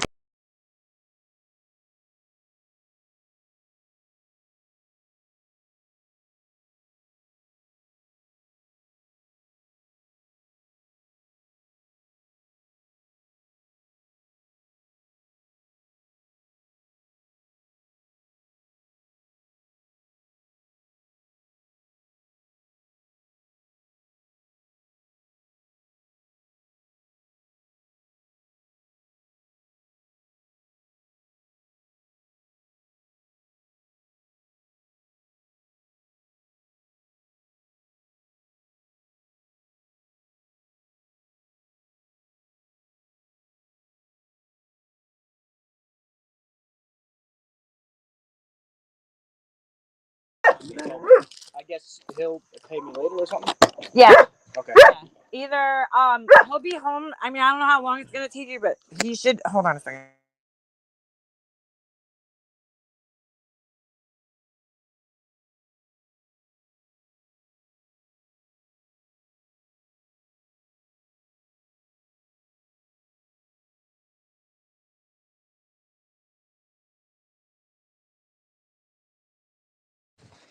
Sorry, I accidentally kicked myself out of here. The guy just showed up to my house, and I opened my front door, and it smelled like weed, like somebody's smoking a joint on my front porch. I'm like, yo, you smoking? And he looked at me like I was fucking crazy. I'm like, I don't care if you do, dude. It's totally fucking legal here. So if you're smoking weed, I really don't care. And he's like, no. I'm like, all right, man. I'm like, well, if you are, I'm like, go ahead. Like, I just like fucking, it smells like somebody's smoking a joint right on my fucking front porch right now. Like, I don't know what the fuck's going on here. Michelle, please don't give that ass hat any more of your time. Yeah. Michelle, just like, dude, that's it. You know what I'm saying? Stop giving that woman attention, because all you're doing is just, you're not gonna. Michelle, I understand Michelle wanting to explain herself, so I'm not gonna take that away from her. You know what I'm saying? Because I get it, dude. It's fucking infuriating when somebody lies about you. But what I do have an issue with is, you've explained yourself, and there's a million other panels you could go on that you could explain yourself. You're not going to explain yourself to her, people, because they're either assholes that are like, enjoy the drama, you know what I'm saying? Or they actually believe her, and you're not going to convince them otherwise. So it's either you fucking, you know what I'm saying? Like, it's not even worth it explaining to those people. Who gives a fuck what her followers think? Think of how stupid you have to be to actually follow her. you know, and then like believe her bullshit. So do you really care what somebody that fucking stupid thinks about you? Because I certainly don't. I don't care what anybody that follows her has to say about me because they're fucking dumb, in my opinion. You know, so I'm not gonna fucking tell them what to think. I don't give a shit. You could think whatever the fuck you want about me. How about that? How about that? You know? Right. She's giving her supply. There you go, Amanda. You fucking hit it on the head. You're giving her fucking supply. Michelle will never get through to her, never change her mind. Engaging will only make it worse for herself, as MGL will twist and use anything said to her back. Right. And you're not going to exactly, you're not going to change her mind. You're not going to make her take responsibility. You're not going to make her understand your feelings and why you're hurt. Right. So at that point in time, you're kind of just, cutting off your nose to spite your face. And I think that's one of the fucking hardest things for normal people to accept about narcissists is that you want, when somebody hurts you, right? A normal person, because normal people hurt each other every once in a while, right? We do that. It's just, sometimes it's intentional and sometimes it's unintentional. But, like my husband, right? Say if my husband says something or does something that hurts my feelings, I want my husband to understand, what you did hurt me, that's healthy in a relationship of any type. If somebody hurts you, to express your feelings about it and then make the person understand that what you did, what they did hurt you. That's how you resolve things with people normally, right? So it's really hard for us normal people to understand that somebody like her, we want them to understand, what you did hurt me. Please don't do it again. You're never going to get that, dude, because she's never going to, you're never going to gain her respect. You're never going to make her feel bad or have empathy, or be able to put herself in your shoes and understand how she made you feel. Like that. You have to understand that you have to look at her in the way that she has a disorder, a personality disorder, the same way you would look at somebody that had fucking drinking problem, or I don't know, you know what I'm saying? That's stopping them from acting normal. If you're talking to a drunk person, right, you're not going to really try to reason with them because you know that their mind isn't in the right frame of mind. It's kind of like that same concept where it's you're not going to get out of her what you're looking to get out of her because she's not fucking capable of giving that to you. She's just not. She's emotionally inept, so she can't give you what you're looking for out of her emotionally. Right? Like a normal person can, because normal people will acknowledge the pain, right? They'll be like, I'm sorry I hurt you. I didn't realize I was hurting you. And then they'll try to do better the next time, and they'll try to stop hurting you and stop repeating the action that's hurtful to you. But she'll never do that. And you have to accept that. And I understand that it's really frustrating because, again, that's how normal people resolve issues. But she's not a normal person, and you have to start looking at her like she's not a normal person and then accept that. As fucking hard as it is. Like a very entitled toddler, emotionally immature, and anything. Yeah, exactly. Everything and everyone is purely transactional and self-serving. That's such a good way. Amanda's so much better with words than I am, But yeah, you have a better way of describing it, and that's exactly what it is. She's self-serving. Nothing's, it's always going to be about her defending herself and not about understanding you, and understanding you, because she already has a narrative in her mind about Michelle. Michelle's this crazy person who, doesn't care about her kid passing away and, doesn't care that her son is in jail. And that's not what she said, but she jumped on something that Michelle said and she twisted it completely. That's not what Michelle meant. Michelle didn't mean, oh, I don't care about my, baby passing from SIDS 20 years ago. Michelle's just simply pointing out the obvious, that it was 20 years ago. Okay. And she's had no choice but to move on with it, move on with her life at this point. And that she has accepted this situation, right? And that she's able to talk about it now. It doesn't bother her in the same way. But, again, you're trying to make somebody who has no empathy or emotions understand that, you become stronger from situations like that in your life. And then you get to a point where you're able to face the situation and talk about the situation without being so emotional about it all the time.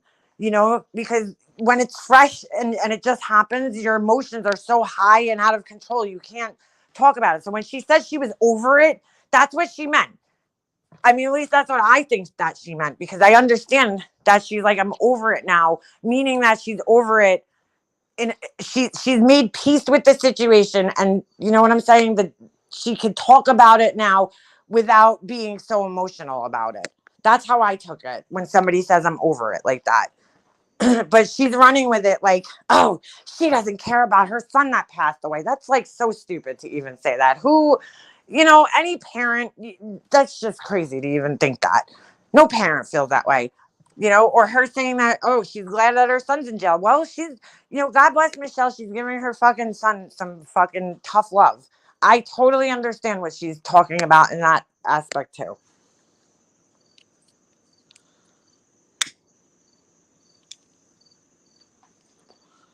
So, I mean, this is just, again, a person who is not capable of understanding normal emotions. Just like she thinks bringing this girl, right, shopping is going to change her life. Like, dude, that's not buying this girl a couple of fucking, shirts and new sneakers. It's not going to erase any emotional or mental issues that she fucking has as a teenager. Like, give me a fucking break. Is it a nice gesture? Yeah. But like, you don't even have to be involved in that situation. That wasn't the issue that people had. If you just read that letter on your own and never told anybody about it, except maybe talked about it with your son and said, here, you know what? I'm going to give her $100 to go shopping. Don't tell anybody. Okay. Make it look like it's from you. You know what I'm saying? Help her out. If you like the girl, especially, here you go. Bring her shopping and teaching your son really, think about this.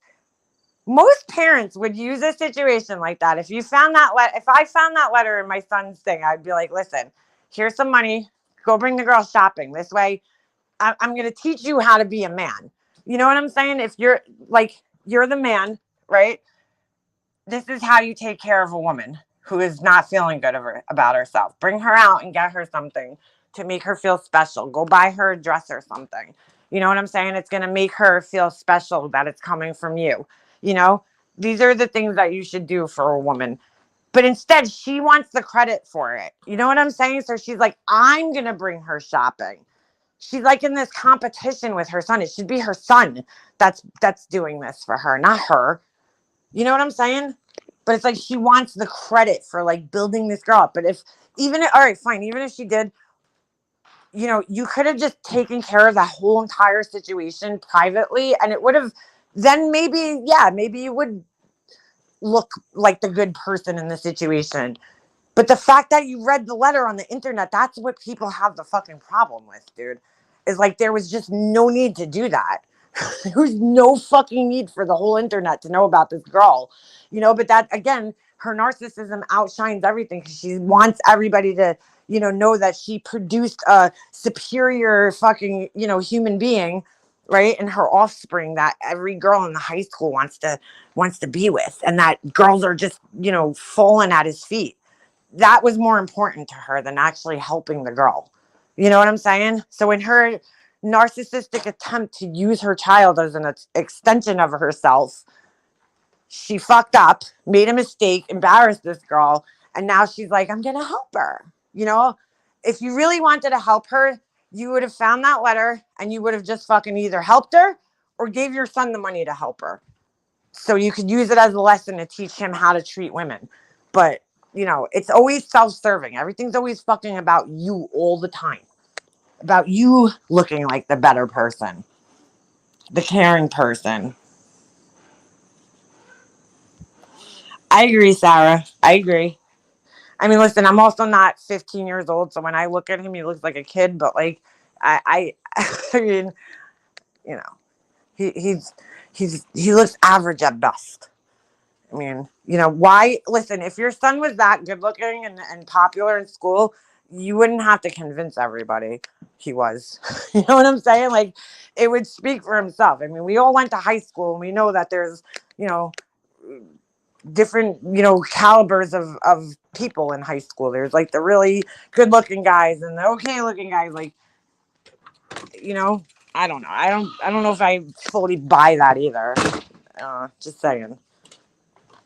But again, I'm not a 14-year-old girl. I don't know what sometimes I look at even I hate to say, ooh, Obi, get in here. Hold on a second. Come on, inside. The fence is open. Get in the house. You know, sometimes like my younger cousins and stuff and my nieces, I look at like the guys that they date and I'm like, okay, like, is that what you find attractive? You know? I don't know. I'm like, maybe that's just what's attractive for teenagers now. I don't know. Her son sounds exactly like Adrian now. Yeah, he does. His voice does. Does. They think their privilege means everyone else with any struggle makes them a project, a poster child for them to display their charitable acts. It's gross. Yeah, you're so right, love. You're so right, because that's like, again, like, people even said in that thing that I showed earlier, you know, if you're really looking to just help somebody, then just fucking help them. Like, don't, you know, you don't need to display it for everybody else in the fucking world to see. Just fucking help them. That's it, you know? I mean, she always has to fucking like make a project or, you know, like a big production out of helping people all the time and put it on display for everybody to see. And a lot of people don't like that. You know what I'm saying? Like, a lot of people, I know for myself, like, I don't like admitting when I need help, you know, or telling everybody that I need help. Like, it takes a lot for me to even ask somebody for fucking help, dude, because I really avoid it at all costs, you know, and it's my pride. Like, I don't want to ask people for help. I want to be able to do it myself, you know, so it might be embarrassing to some people that you're fucking making such a production out of it, helping somebody. Absolutely. You could be a proud parent without titling them a prize child every day. She doesn't realize that that's a norm for a lot of parents.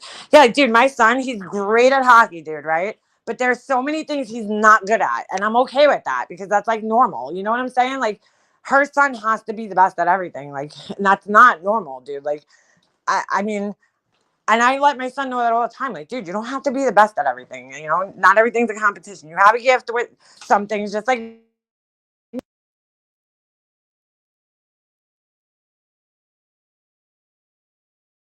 my husband's calling. I should probably talk to him because I gotta tell him to go to the bank. All right, I'm gonna have to end this because he needs to pay this guy that's doing the work, and he probably forgot that he's coming here. So let me end this so I can call him back. But as per usual, it's always nice talking to you guys and hanging out with you guys. Yeah, exactly. Maybe because she was a failure at everything. But let me call him because I want him to be able to stop at the bank on the way home so he could pay this guy. Get down. Get down. So anyway, all right, I will